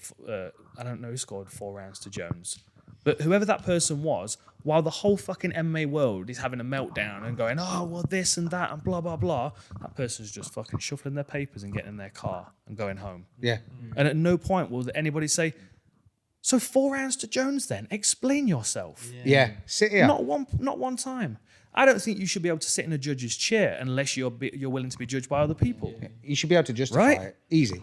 I don't think you should be able to sit in a judge's chair unless you're willing to be judged by other people. So if you make a shitty call and the whole MMA world is falling apart, bring yourself to the press conference and sit in front of the media. 4 rounds to Jones is just madness. That's someone that doesn't know what MMA is. That's someone that doesn't know what the sport of MMA More is. officials should come out and just start talking in general. Just They for should clarity. have to. I thought you said Morpheus, like off the Matrix. I was like, Morpheus should definitely Morpheus become would an come MMA out. judge. Lawrence Fishburne sat there with weird glasses, like, right. Yeah. I didn't judge anything, but mystery wanted me to come along. Can you imagine so- at the end? Can you imagine Morpheus Off at the end of each round? red or blue. Red pill, blue pill. Yeah. Yeah, I've got 3 red pills to 2 blue Even pills. like people, Three I red think to it'd be two. cool to hear from the judges at the end. 100%, because- And the it refs. it would get. Yeah. But that would clear out that would Imagine, clear out the imagine how many shit. judges would not fucking answer their phone though if they knew that they had to answer. Exactly. To the So it media cleared the afterwards. shit out. Way, It would. way more serious. It would drain the swamp, wouldn't it? Yeah. Drain the swamp. Hey, Nice. I'm just putting ideas in Colby Covington's head. I know he's a fan of the podcast. And refs as well, I think, He's because a fan. they Yeah. can always, because they get a lot of shit, you know what I mean, and they can always. 100%. Although the not better their solution opinion. for that is just to put whatever referee's in question in a quiet room with Mark Goddard on his own after the event. Yeah, What the fuck was that? Explain yourself. Explain yourself. Ah! Explain yourself. Stop eating that soup like that. Sorry, Mark, I'm nervous. It's like, I want Mark to do more listens, Yeah, we need to get on that. but He's not had as many controversial yeah, decisions no, recently. So But not even- he can't be mad. Colby's come out and just completely slagged him off all over Ariel's show. Has he? Yeah, well, that was when he said he didn't have a broken jaw and he won the fight and everything else. Yeah, no, wasn't it? of So it's course. like- But it's double bullshit dickhead. anyway, isn't it? Yeah. But it's never the problem it's the is, consequences and just like, Yeah, we're yeah. back down this road again, and it's just Yeah. like. I think with someone like Colby, you'd laugh it off. You'd have to. It'd be the easiest thing Well, to you'd laugh off. you'd think you would, right? Wouldn't you? Yeah. Well, But, yeah, so- if but, I- but why would a referee come under so much scrutiny for saving someone from a fight they're Yeah, potentially going to it's- get fucking ruined in? Yeah. And a judge doesn't. Yeah. That's yeah. it. Yeah. In it. Right? 100%. Like you're talking about win bonuses here, and that's Hypocrisy. 6 figures to a lot of these. Yeah. Not a lot. So some of these fighters, you know, like that's his second fight of the night, Andre Ewell. Again, I mean, he's a great fighter, and he's got a lot of talent. He just didn't win that fight. He just didn't win the fight, and he certainly didn't win 3 rounds. Well, if that's the same judge that gave 3 rounds to Ewell and 4 rounds to Jones, You need to leave. they need presented on a platter at International Fight Week. It's because you never see them to on mystery. TV though as well. A what? You know, in like a football match, or Yeah. you get linesmen, you see them, they're visible. If they make a mistake, everyone knows. Yeah. Yeah, true. Whereas in that, Yeah. Let's no name one and sees shame them, these so fuck they stay faces. behind the shadows. It's Exactly. like- Well, Rogan at one point is like, that judge is not even watching the fight. Like he was saying, like that judge is not even Just watching have, the fight. Judge cam, just right there. They need to. I Yeah. think they need to, because you need to be accountable. Because, like you say, Yeah. someone like who did we say who lost? James Krause. Yes. So he only got half his money Yes. because of a decision I know he got his win bonus. He got these bonuses that Dana gave him, but that's a fucking. Yeah, money's money, isn't it? That's a lump, man. Yeah. That's a fucking big For lump. sure. But Especially on Krause's contract. He's been around for a while. 6-fight win streak. You know, Yes. But at Be a least healthy amount. stick their fucking faces out there. I'm not saying that we need to go and fucking hunt them down like the guy. Well, I was just Phoenix about to say, Knights. I mean, his win bonus, what he would have won if he'd have got the decision, would have definitely been enough to cover the contract on having that judge. Shall we make a new yeah, show taken out. Yeah. called To Catch a Judge? Yes, and you can like come in like with a camera and just swoop in. It's like, hi, were you the judge at UFC 246? Yeah. Some blind guys just stood there with a stick, like, yeah, Coming out of Take a Tesco's seat. or something. You just catch it. Yeah. and they just hold on. They just 4 like, rounds to John Jones outside of Whole Foods. Yeah. Can you imagine? What? You do 4 the- rounds to Jones. The Chris Hansen Take a Seat. just hold on to them really Yeah. loosely. This Yeah. is a citizen's arrest. Take a seat. Yeah, On the table. on the baby chair. On the coffee table in are front you? of all of us. What have I done? Take a seat. Yeah. Yeah. Do you recognise this man stood with John Jones? No, never seen him before. No, that makes a lot of fucking You ruined sense. his fucking life. Yeah. Yeah. Yeah. Oh, it's terrible. It winds me off the fucking Arseholes, clock. man. Arsehole. Because it's a job. If it's your job, it's your fucking job. Be better at your job, dickhead. Do you know what I mean? Frustrating. Who did you? We what- have literally just got a message off Mark Goddard 10 minutes ago. How weird's that? No way. What's it We say? have Listen. literally just got a message off Mark Goddard. What's Don't it talk saying? about me on that Hang fucking on, podcast. hang on. Is it? I can hear you. Podcast, question mark, or my head will explode. Oh, that's mad. Just say, Right? Yeah, innit? just say we're just talking to Colby at the Right, minute. I'm- Just I'm get his taking it take. now, Mark. Send him a little video. Just tell him we're just doing a listen Yeah. with Colby first. Full reptile. Mark, funny you should mention that. We are literally just recording a podcast. I've got Owen and the Raptors here. What up? We were just Easy. talking about We were you, mate. literally just talking Literally about talking about getting it. a listen together. So, yeah. So this phone is Mark Goddard right now. You're on camera. Yes, mate. Absolutely. Let's sort that out. Sick. Yeah, it was nice. That'll be dope. Who did you score it for? John Jones and Reyes. Reyes, initially, yeah.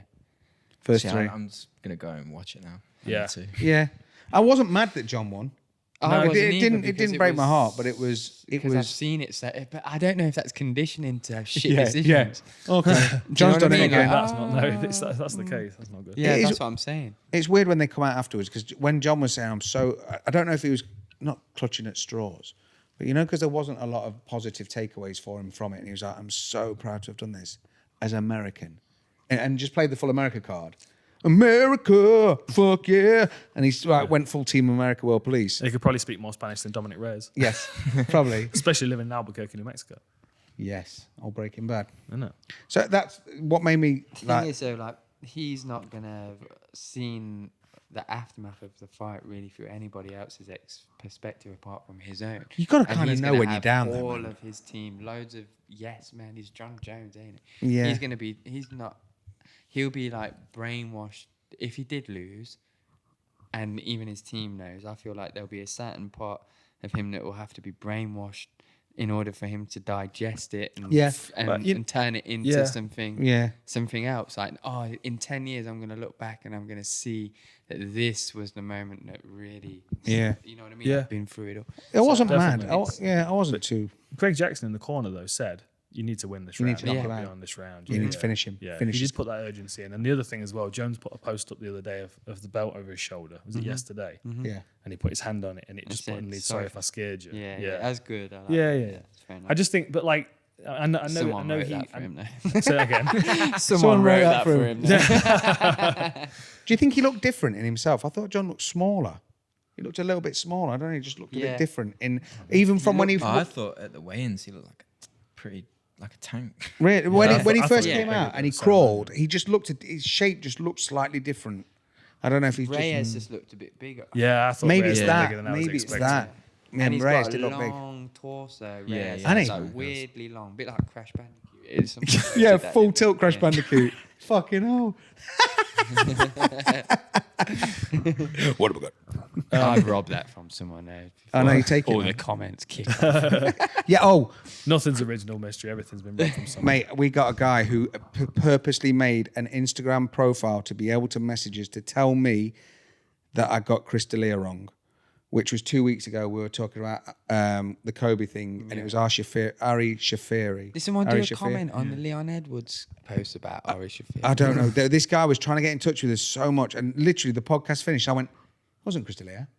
Yeah. It was Ari. Yeah. Oh, dickhead. And that was it between us four. I forgot we'd spoke to you lot. So like a twat, I didn't even mention it last week.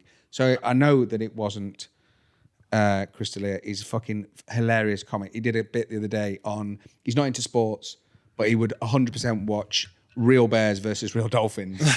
And if you've not seen it, it's fucking gold. So I'm not going to steal his bit because that'd be stupid, but he is hilarious. And he didn't say anything at all about Kobe. But this one guy purposely made an Instagram profile, started following all of us just to be able to get a message through to go, it wasn't him. Yeah. Even though 28 other people had already put it in the comments, I appreciate you letting me know as So well. sorry, Chris, you didn't have to produce it, put a profile together with it, you know. Yeah, it wasn't me. So, yeah, my bad. I mean, it's just a quick. So the other fights on the card that we've not talked about is just the main card stuff. Derek Lewis against the Latifi was a weird one. I've got high hopes for Latifi at heavyweight just because I think the skills that he had at light heavyweight, speed and power and wrestling, DC's already done well at heavyweight with those. And I feel like with Derek Lewis, you know, like the targets are obvious. You know, you work his body, you make him wrestle. And I thought He looked Latifi better was though, timid. didn't he? He did. better. Derek Flying Lewis's knees, takedown man. offense Flying was knees and leg wicked. kicks. I'm Not like, even you're the right. flying Yeah. knee, the head kicks. Yeah. They were great. His They takedown were offense is wicked. It is really good. It's because he was the small. Latifi probably like was just obviously like height wise. Yeah. He looked good though. He looked He him. got a good chin, hasn't he, Latifi? Oh yeah. Yes, for Jesus. Sure. He's got no neck, hasn't he? You know what I mean? Yeah. Head doesn't turn. He's like Ram Man off of He-Man. That's it. Yeah. Where's your neck? Yeah. I don't have a neck. I think Torso, Latifi's still got good things to do at heavyweight though. I still think That was a tough test for his first fucking for fight, sure. man. That was a bit of a. But I think biggest. the UFC look at him and go, Latifi's going to be good You in this can do weight this. class. Yeah. Well, especially who else was heavyweight? Wasn't that Taffa? Yeah, Taffa and Juan Adams. Yo, That was wicked. doesn't Taffa look like A young Mark Mark Hunt, Hunt. after he's done Slim Fast? You know when Barry Bethel? I'm Barry Bethel, and he's holding up on a big pair of jeans. The old Slim Fast man. I ain't seen that. He was an old advert in the 80s, and he'd hold up a pair of jeans and go, I'm Barry Bethel, I've been on the Slim Fast plan. And basically, these old jeans were like twice the size of him. And it just looked like Mark Hunt's gone on a mad diet and had his tattoos top off, slid down his body to his leg. Yeah, it was good. He looked It was impressive. good.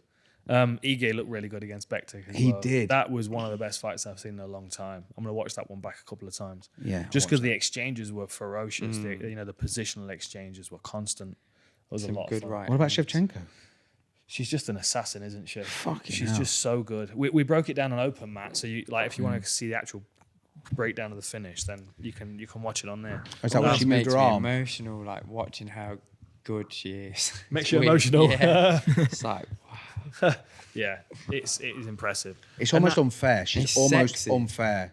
The talent is sexy. I don't care what anyone says. I Yeah. think it's It just seems like she's. Something about it. there's yeah, maybe there is. Maybe it's the talent. Oh, he looked at the camera and winked like Maybe she's there listening. Yeah. So Valentina, mystery's keen. I'll design you a new Please tattoo. don't hurt him. Oh, but it comes back in a box. It just does it for me. Like women with talent, and Yeah. I just think it's so cool. For sure. She's mad talented. What do you It's think? Not that I'm next? saying all women don't have talent. Oh, Don't here we start go, digging, dude. mystery. I've just Let's gone down. just sit in silence. Let's Days just of let him digging, talk. Mama got you working. You got to stop, man. If we just say nothing, he'll have to keep talking.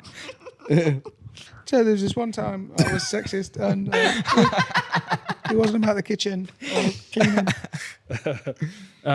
Yeah, Shevchenko is awesome. She's it's decision making. That's what it is. And I know I say things over and over again, and people probably get sick of it, but like things stick out to me. And the best fighters in the world are the ones that make the best decisions. And like even that point, that finish. So you go back to the first round. She's in her guard. She lands a clean elbow, but she does really nothing else in her guard. Because Chukagian, she kept climbing up her legs. She's Yeah. got a brown belt under Henzo, so she's going to be aggressive off her back. And also wasn't bothered about going to the ground. So then at start the third round, when they close distance and Chukagian jump guard, instead of just taking her to the floor in that position, she's like, And this is calculations in split seconds that she's probably not even aware she's doing. She's going, okay. It's easier to pass her legs standing than it is to pass them on the ground. And I don't want to be in her guard. So she waited for her to step back, and then she went straight to side control. And then that transition to, especially because she went to the side where the cut was on her head. So then this arm's available to start working on that damage. So then Chukagian held onto that wrist, which allowed Shevchenko to flare the arm out in the knee. That It arm was flare was slick, so right? But I've it's never seen like just Overeem watching does it for live, and knees. yeah. Overeem does it for fluid, wasn't knees. Yeah. But it almost looked like there was a coach leaning over two jiu-jitsu players and talking them through something. Yeah. Does that make sense? Yeah. So like if It was so Valentina, smooth. if Valentina was the coach, if she was the coach, the amount of times you've been, so someone said, now you do this, now you do that. And when you get a really good coach, someone that's literally no ego is like, oh yeah, now do that. Oh yeah. And now you see, now you can't move your arm. They're like, oh my God. And that's magical. But they don't normally get elbowed in the face afterwards. But just the way that she did it was, I mean, to be able to put those fucking pieces together is bonkers. Yeah. She's very good. I don't really want to see her fight Nunes right now. I want to see Nunes fight Clarissa Shields, MMA and boxing. That'd be cool. That'd be really good, yeah. I want to see her fight the winner of the Zhang Wei Li Joanna fight. But if it's Joanna's got people that she can fight against. I mean, Claudia Gadelha would be another good fight. There's fights for Joanna at strawweight, but I think if Valentina's Zhang got Wei- Joanna's number, I think. yeah, that's mate, it. yeah. That's it. Hasn't she? She's beat her in I think a few occasions now. Yeah. Like 3 times in Muay Thai and MMA. I Yeah. watched Nunes and Shevchenko, the second one, again last night. And I still think Shevchenko won that. Yeah. It's tricky, isn't it? And that's the problem because you can't go back. And it's like when you see him, because Shevchenko was talking more about the actual current ranking. She was like, Jojo Calderwood's available. What's her name? Roxanne Modafferi is available. And so the problem is... Yeah, Roxanne was called out by Lauren Murphy, wasn't she? Yeah. That fight might happen now. That'd be cool. Yeah. But I still think that's a that good fight for Shevchenko's Roxanne almost to at win. super fight caliber all the time. How does someone like Shevchenko... is Tiger Muay Thai that really, really good? In Thailand? Yeah. Yeah. What do you mean? Good as in what way? Like a really good MMA gym. It seems like a great place to train. Yeah, they have a Yeah. lot of people go there to train. What are you getting at that Thai place coaches. specifically? There'll be loads and loads of good Thai boxing coaches there. So everyone will get one-on-one attention with pads, and then they've got good sparring partners because everyone's gravitating towards that gym because, well, you're seeing their name and their tracksuits everywhere, and you know they've got good people training there. It's been like to- established yeah. for That's forever. it. Yeah, no, But I- people of like to course. train in Thailand. Yeah. There are a few nice big gyms in Thailand, so you've got a limited choice. Not all of them are dedicated to MMA as well as Muay Thai, so that limits your choice. Right. And then, like Shevchenko was good before she went to Tiger Muay Thai. You know what I mean? Like Kai Kara France was good before he went. I think he went to Tiger Muay Thai. But She keeps getting better. Though. well, this is it. Yeah, That's it. this is Just it. But she's also on the road fine-tuning all the time. greatness. Yeah, She's also yeah, on the road she all the is. time. She is. So I just think she's got an open mind and she's intelligent and she's got no ego, and she's like every time she steps onto a mat, people want to train with her, right? But at the same time, she's benefiting from training with them as well because she gets on with them so well. Yeah. She's a sweetheart to everybody, even though she's lethal. So then when she walks onto the mat, you're like, oh, fucking hell, Valentina Shevchenko, and she's really nice. Yeah. So then, like, you want to give her techniques, she will share techniques with you, and everyone benefits. And she just seems to have good relationships with everywhere she goes, which is not the same for all fighters. There are a lot of fighters that go from one gym to another and are constantly fucking falling out with people. And Did you see the question mark kick Yeah. that she threw back at Chukagian after? So basically, she threw one. Oh, and then slapped her across the face with it? No, it was the first round. yeah. And It it looked the like it question would've mark kick. murdered It her. was like this. Yeah. It was so close. Did she and- throw an axe kick straight after? Yeah. Yeah. No, that was the axe kick landed. No, this was the first round. Chukagian sort of threw up this like pretty good question mark kick. I gotta be honest, better than one of mine. And I was like, "Yo, she's fucking having a go." And then Valentina just sort of stood back as like Miyagi and was like, "All Yeah. right, you mean one of them? That's not a dickhead." knife. Yeah, yeah. It looked like, even though it didn't touch It was her, full I mean, murder. like, You know when Chun-Li, when you hit B fast enough that she starts doing the yeah, and you get the blur. It was like the sonic boom blur off of Guile's fucking flash kick. See, mate, the coolest thing I saw her do was to Joanna twice, and it was just them back kicks to the body. Yeah. Sent Yeah. her to the other end of the cage, man. Yeah. Imagine how mad that made you, Anna, as well. You've been caught with it because not only have you been caught with it, you're like, oh, fucking wanker, next time I'll get you. And then you get it again, you're like, oh. It's like when you bite your tongue You know, when you talk, you bite your tongue. Oh, sorry, there's a bit of a tongue. And then you talk that is again, the and then you worst, bite isn't on it? exactly the same spot. You're like, I'm done for the day. I'm done for the day. It's the worst. Yeah, I can't Biting talk to your anyone tongue, else. Stubbing your toe on a table. Stubbing your toe is weird, man. I learned how to get over that pain really, really quickly. Stick your thumb in your BDSM. ass. Yeah. Or get someone else to do it. This is my Not you. sadomasochistic tip for the As day. weird as it sounds, as soon as you stub your toe, I'll just stand up and be like, that didn't happen.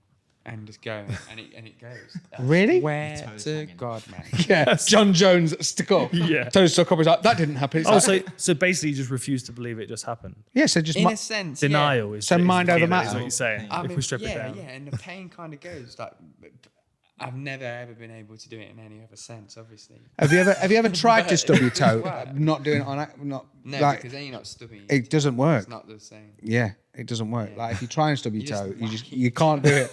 You just can't But do you're it. kicking something there. Yeah. We once did a film, and it was this film about these lads that robbed a bank. I mentioned it before, but on one of the scenes, we had to have a flashback to me being a kid, and the job that I had was a paper round.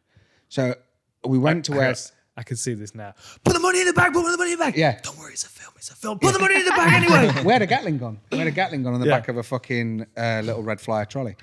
But we got my mate rang me. Sam rang me and said we've got to get to my mum's house, which is in this. It was a station house in Denby. It's like a really nice, picturesque fucking station house. One train a day or one train a week, whatever it was.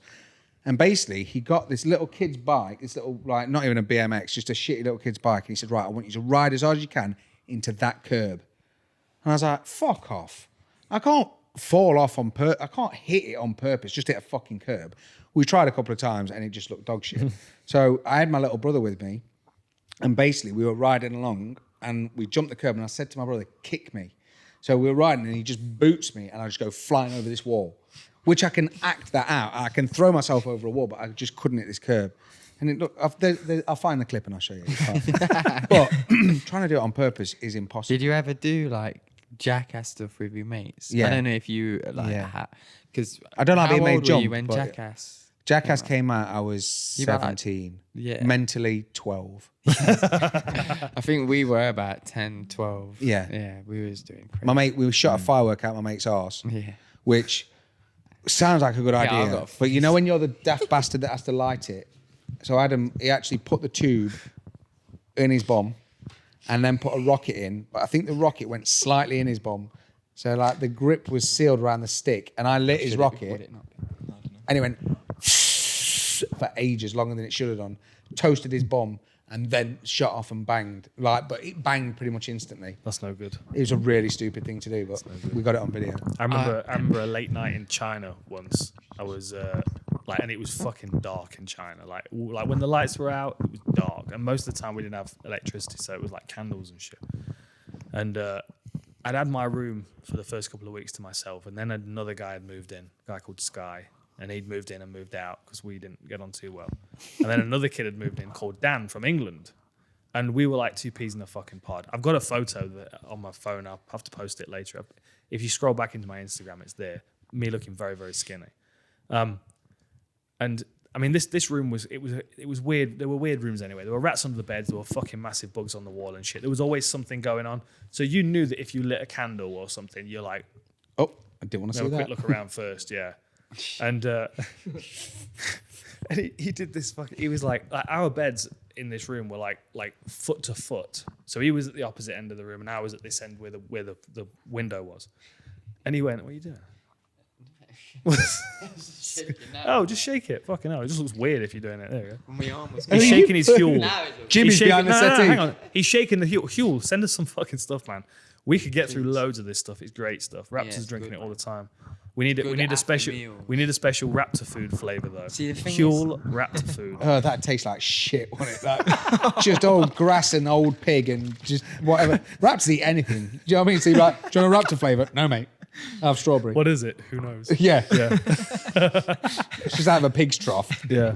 So yeah, what was it? Oh yeah. So I mean, this story was funny in two parts. The first part is because I'm like laying there and he's like, "Dan, you still awake?" I'm like, yeah. What's up? He's like, "Watch this." So I'm laying on the bed and I just sit up like that. And literally the next thing I see, I hear a fart, And like a half second after, ball of flame. there's just this fucking ball of flame. And I see the backs of both of his legs and this fucking big grinning face that's being lit up by this thing. But what was even funnier is at the same time as it went on, I'm cracking up, but at the corner of my eye, there's a fucking massive centipede on the wall that's like a meter away from his head. And I'm talking like this, like a length of licorice. Terrifying. He's got thing. boots on. I'm like, mate, I know you're probably not getting any more farts, but you need to light the room up again and have a look above your head. Aim it behind you. yeah, spin it around. You scorched in the wrong way. I burnt burnt a pair of shell suit bottoms to my boxer shorts by lighting farts. And it went a shell suit though. Yeah, so it just went. That's like lighting a Rizzler. Yeah, mate. It sort of made my body. It made everything tight. It just sort of went. Yeah. My mate started working for this company called Shreddies. You heard of him? Well, they make pants. Yeah. Yeah, they're like the MeUndies, aren't they? Aren't they I like don't MeUndies where it's subscription? Yeah, they get rid of the fart smell when you fart. Oh shit! Yeah. So if you got like bad farts, then if you wear these pants and you fart, nothing. Does it change the smell? Yeah, or there's obviously. just no smell? Yeah, There's no you can have pine tree like on a magic tree. New car smell. What's that new leather smell? Is that a new car smell? Yeah, Dave's farted again. Old Spice. Brute. Stacey's dad still wears Brute. He calls Really, it Brut. He's like, it's fucking man's off shiv. This is Because it's called Brute. It's fucking horrible. And he's like, no. We buy it him every year. And it was worse when we used to have, when the kids were little and like they go around to their grandparents and they'd have a cuddle and then they'd come to you and give you a cuddle and you're like, oh, second-hand fucking Brute and roll-ups. And I'm like, second-hand Brute. what the fuck? It's horrible. I don't like that. Not for a pant freshener. I don't want to have maybe an original Tommy Hilfiger spray from '96, something retro. Cool water. Yeah, Africa. Davidoff. Lynx Africa. That's the most rank smell that doesn't mask sweat. It just makes it worse. Climb at you, man. Have you seen it? Oh, I've seen the video. Lavender, and then it'll be like a relaxing Yeah, energy in the room. odor as well. lavender fart. So it'd be a greasy lavender, wouldn't it? You'd be like, that smells kind of nice. Have you ever? Here's something. Why is it when you have a shower and you fart, it smells way worse? Especially if you cup it. God. It's like I'm sorry. all of a sudden I don't like. I have no control over these fucking conversations. The I other really day, one of don't. the kids was having Have a you not shower and done- it sounded like a duck quacked in the fucking bathroom because there's that many tiles. It was like, "Quack." I was like, what are you doing? They're like, nothing. I trumped. He's like, yeah, you did. But I want to know the genuine science behind You're asking the wrong person. You're asking the wrong You person. want to my know the dude. genuine science behind why farts smell different in the shower? Oh, hang on a minute. Let I'll me ask just the contact lads. Professor fucking Flatulence. I don't know. Who's going to know that?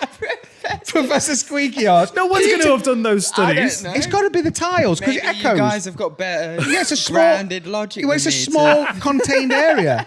You And it's steam as well. Yeah. Like the hot steam. But you've got the Like three water sides. If you've got a vapour. wall behind you, a wall to the side, and then you've got a shower wall, like a glass panel, and it's like it's going to echo It's more. something to do with the steam. Yeah. more It's not the spicy. steam. Sticks to It's your not the nose steam. or It's the echo. It's not the spicy. It's the echo, man. It's quite nice. You know? I wish you just stood there. Oh, it gets worse. I'm The sorry. chorus of farts. I've tried to keep it on topic. We've tried to talk about some Everyone fights likes today. their own brand.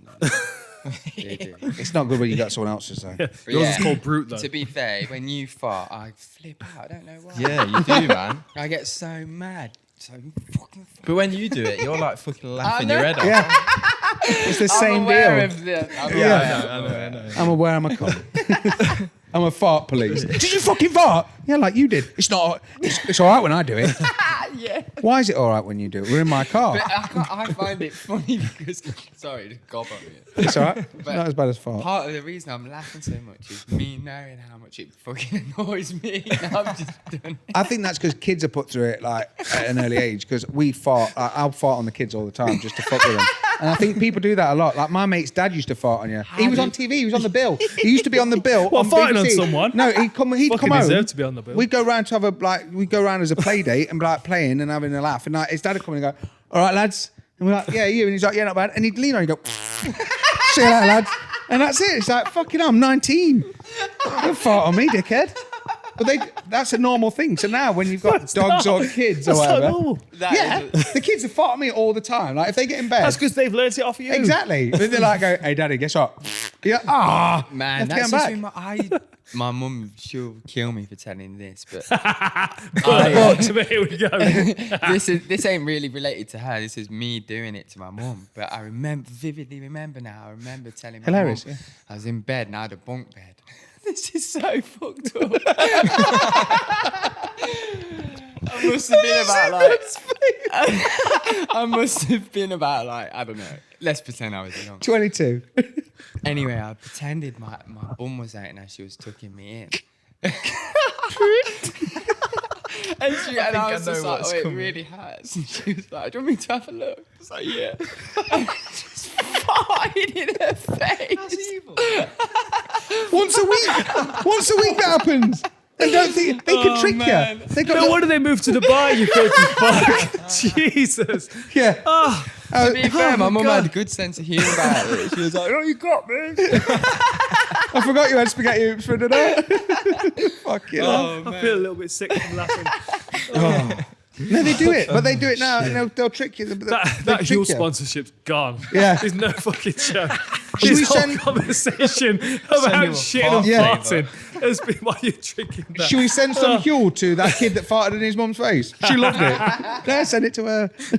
Yeah. Fucking hell. Jesus. Did you want to talk about your chili sauces? Yeah, Because you were did, going to yeah. say thanks to Gerd. Yeah, He's sat on the edge of his seat like, they mentioned me. Oh shit, what are you going to say? They want to thank me. Listening in. Fucking 45 minutes of fart jokes. Yeah, he sent me out some chili sauce. I think he grows them himself. He does it himself. Which is very fucking cool. And he's also... Is this his company then? Daddy's Cool Chili Sauce? I don't know. Well, if it is or if it isn't, check it out. We haven't tried it yet, but it looks good. But it looks great and I'm really looking forward to getting this in my cooking. We're gonna So put thank some- you very much, mate. Really appreciate it. It's really cool of you. We're going to put a couple of drops in Mystery's eyes after the podcast. Yeah. see See if how we can he get rid of the reacts. demons. Talking No chance. talking of kids and warping people's brains, we went to that Shining Cliff Woods again at the weekend. If you live anywhere near Derbyshire, it's fucking beautiful. It's a wicked, it's got a big res at the top, but it's like a nice big woods. On the way to the woods are old factories that are like derelict and a bit fucked up, and new factories, which are like all stone built and really fancy and posh. And we went down there with the kids and the dogs, and we've got fucking grandparents, everyone's going, we're fucking mooching through. I don't know if I need to tell you this for when you have kids, but this is just a little bit of advice for graffiti. Because it's not all fun. I see a lot of graffiti as art, and I quite like it. And like the kids are, oh, take my picture with this and all this other stuff. It's tricky when you run out of descriptions for cock and balls on the wall. Because Libby turned to me and said, what are them cherries? And I was like, oh, fuck. Cherries? They're cherries. And then she's like, why has that penguin got them cherries? And there's a picture of a penguin. She's obsessed with penguins. And it's got this massive cock and balls. And I was like, oh, he's holding some scissors. So you got to think fast with graffiti because it's a wicked place to go. But fucking hell, honestly, the amount of stuff that people draw, which doesn't take a genius to work out what the fuck it is. Like, it's scary, So man. we'll take suggestions in the comment section below as to what Owen can explain a cock and balls is to his daughters. There you go. Graffiti-wise, not specific. I think that's weird. They're only 8 and 10, 8 and 11. That's kind of The outline. Sit down, girls. Daddy's got something to tell you. These scissors aren't really scissors. Yeah, no, not good. But I did fall over as well. Yes, you Fucking- did. I've injured myself. Battle wounds. Is that what the cut on your hand is? Yeah, I look like I've been taking that weird drug from Brazil that fucking rots you from the inside out. Yeah, Like, Crocodile. Crocodile. Have you watched it? Do you watch Drugs that a Inc? lot. I fucking love that shit. Drugs Inc. is good. Dope. I've seen Drugs. Mate, I am There's some tapped good out on ones on Narcos Drugs, now, yeah. but it's the voiceover.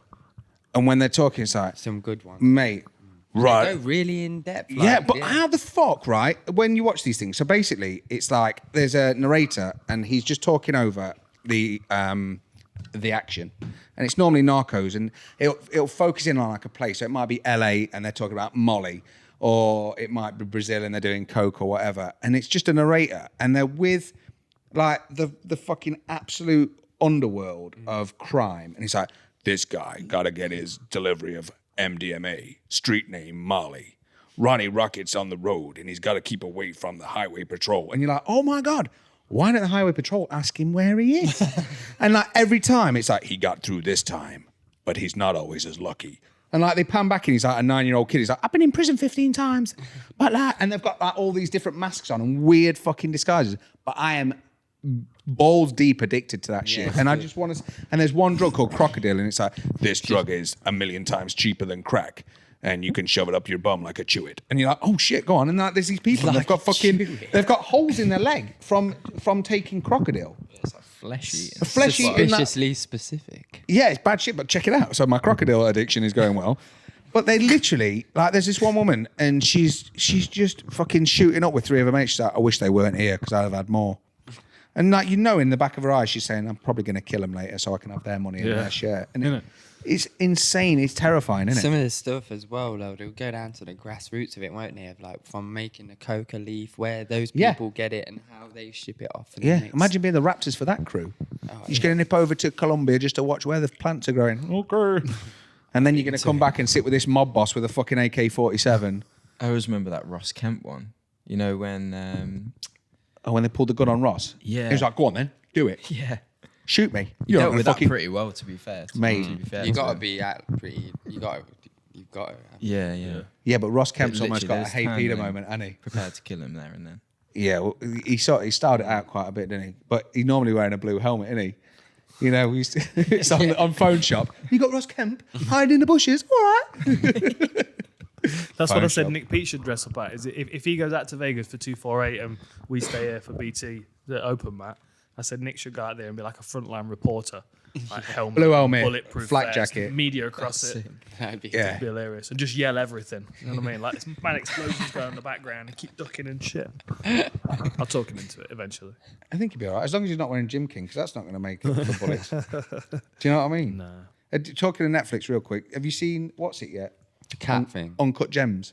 I have. No, I haven't. Yeah, I've seen Is that it. the Adam Sandler one? And did you like it? Yeah. Holy I shit. don't know. I weren't too keen on it. It was the most meant to be intense. more intense, ain't it? Yeah, there's so much conversation. It's horrible. In one scene, it's like it's so It gives you intense. anxiety. Yeah. It's insane, like what this guy's going through, and he's brought it on himself. And it is just like if Adam Sandler had a twin, and his twin was a bit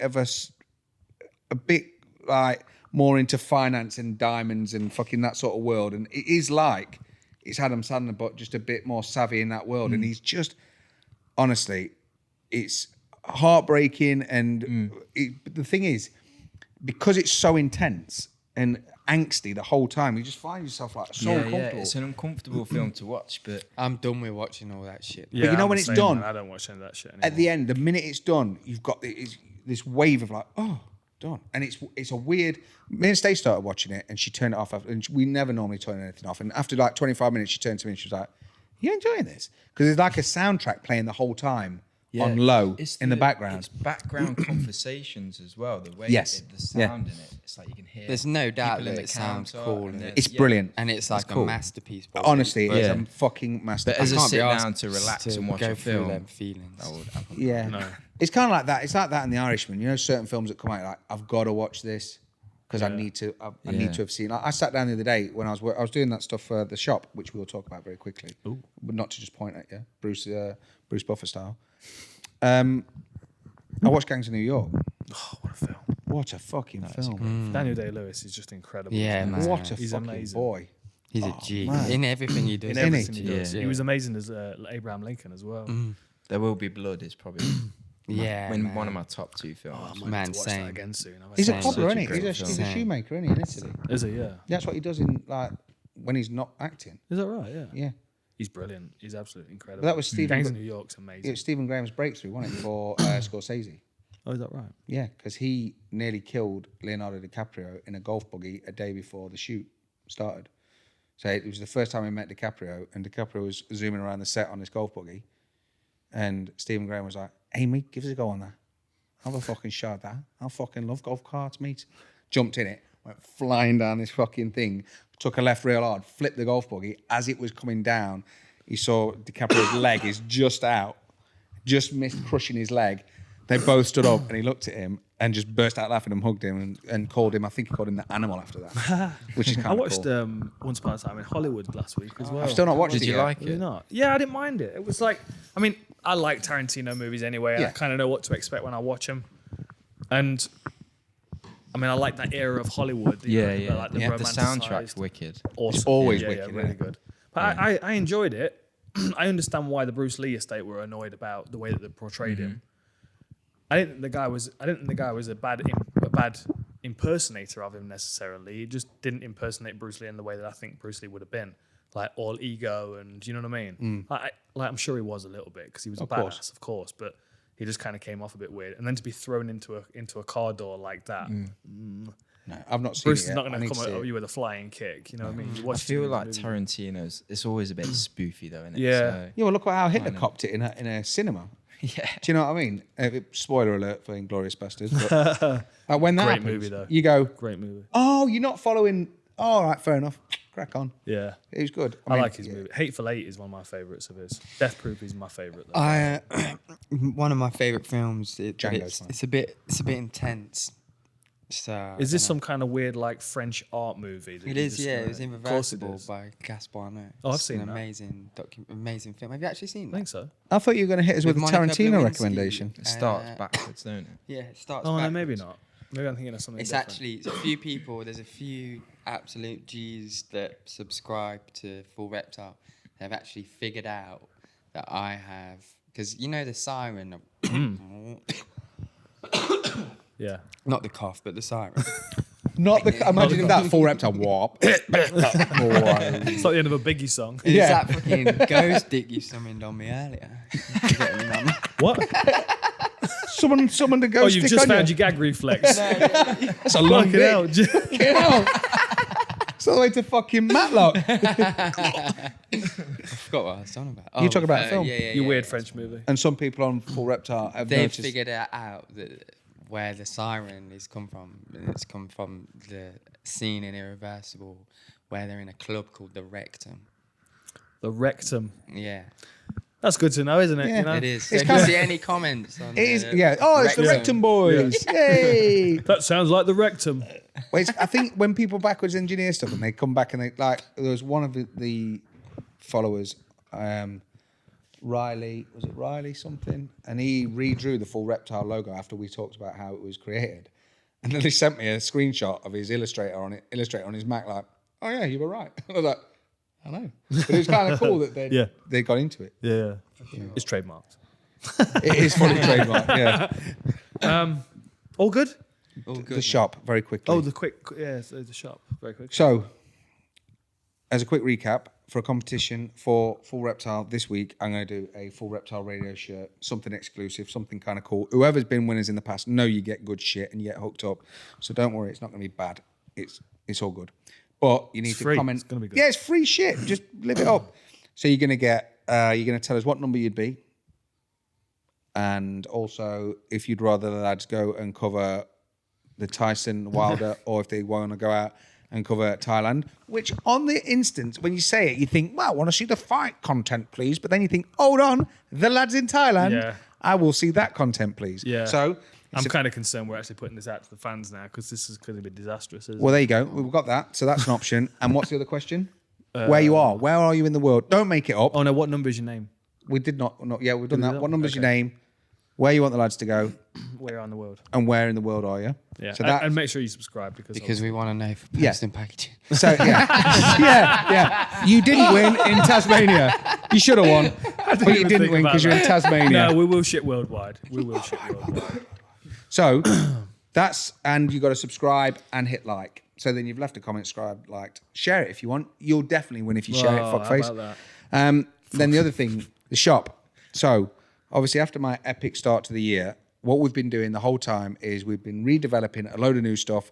So there's a load of cool new bits that we're working on. Obviously you saw the sneak reveal to the MCT CBD. We've got some CBD oil. We've got a load of new designs and styles. Following our own personal experience and feedback from the garments that we've made in the past and we've all worn, we are constantly developing them to be better. So one thing that we're doing is we're going to remove back neck labels because some people are sensitive in the group and they don't like the labels rubbing on their back. Did you see that point at me then? Yeah. Some people in the group. Yeah, them people. So we're going to have a screen print in the back on some tops, training tops and other different bits we've got coming. New coffee. So it is coming. It's just for me to arrange everything. Once we've decided on a style, a design and a garment, we then have to send it for screening, then have to get it back to print and pack and post and everything else. So it's all taking a little bit longer than we expected, but it's going to be better when it comes. Yeah.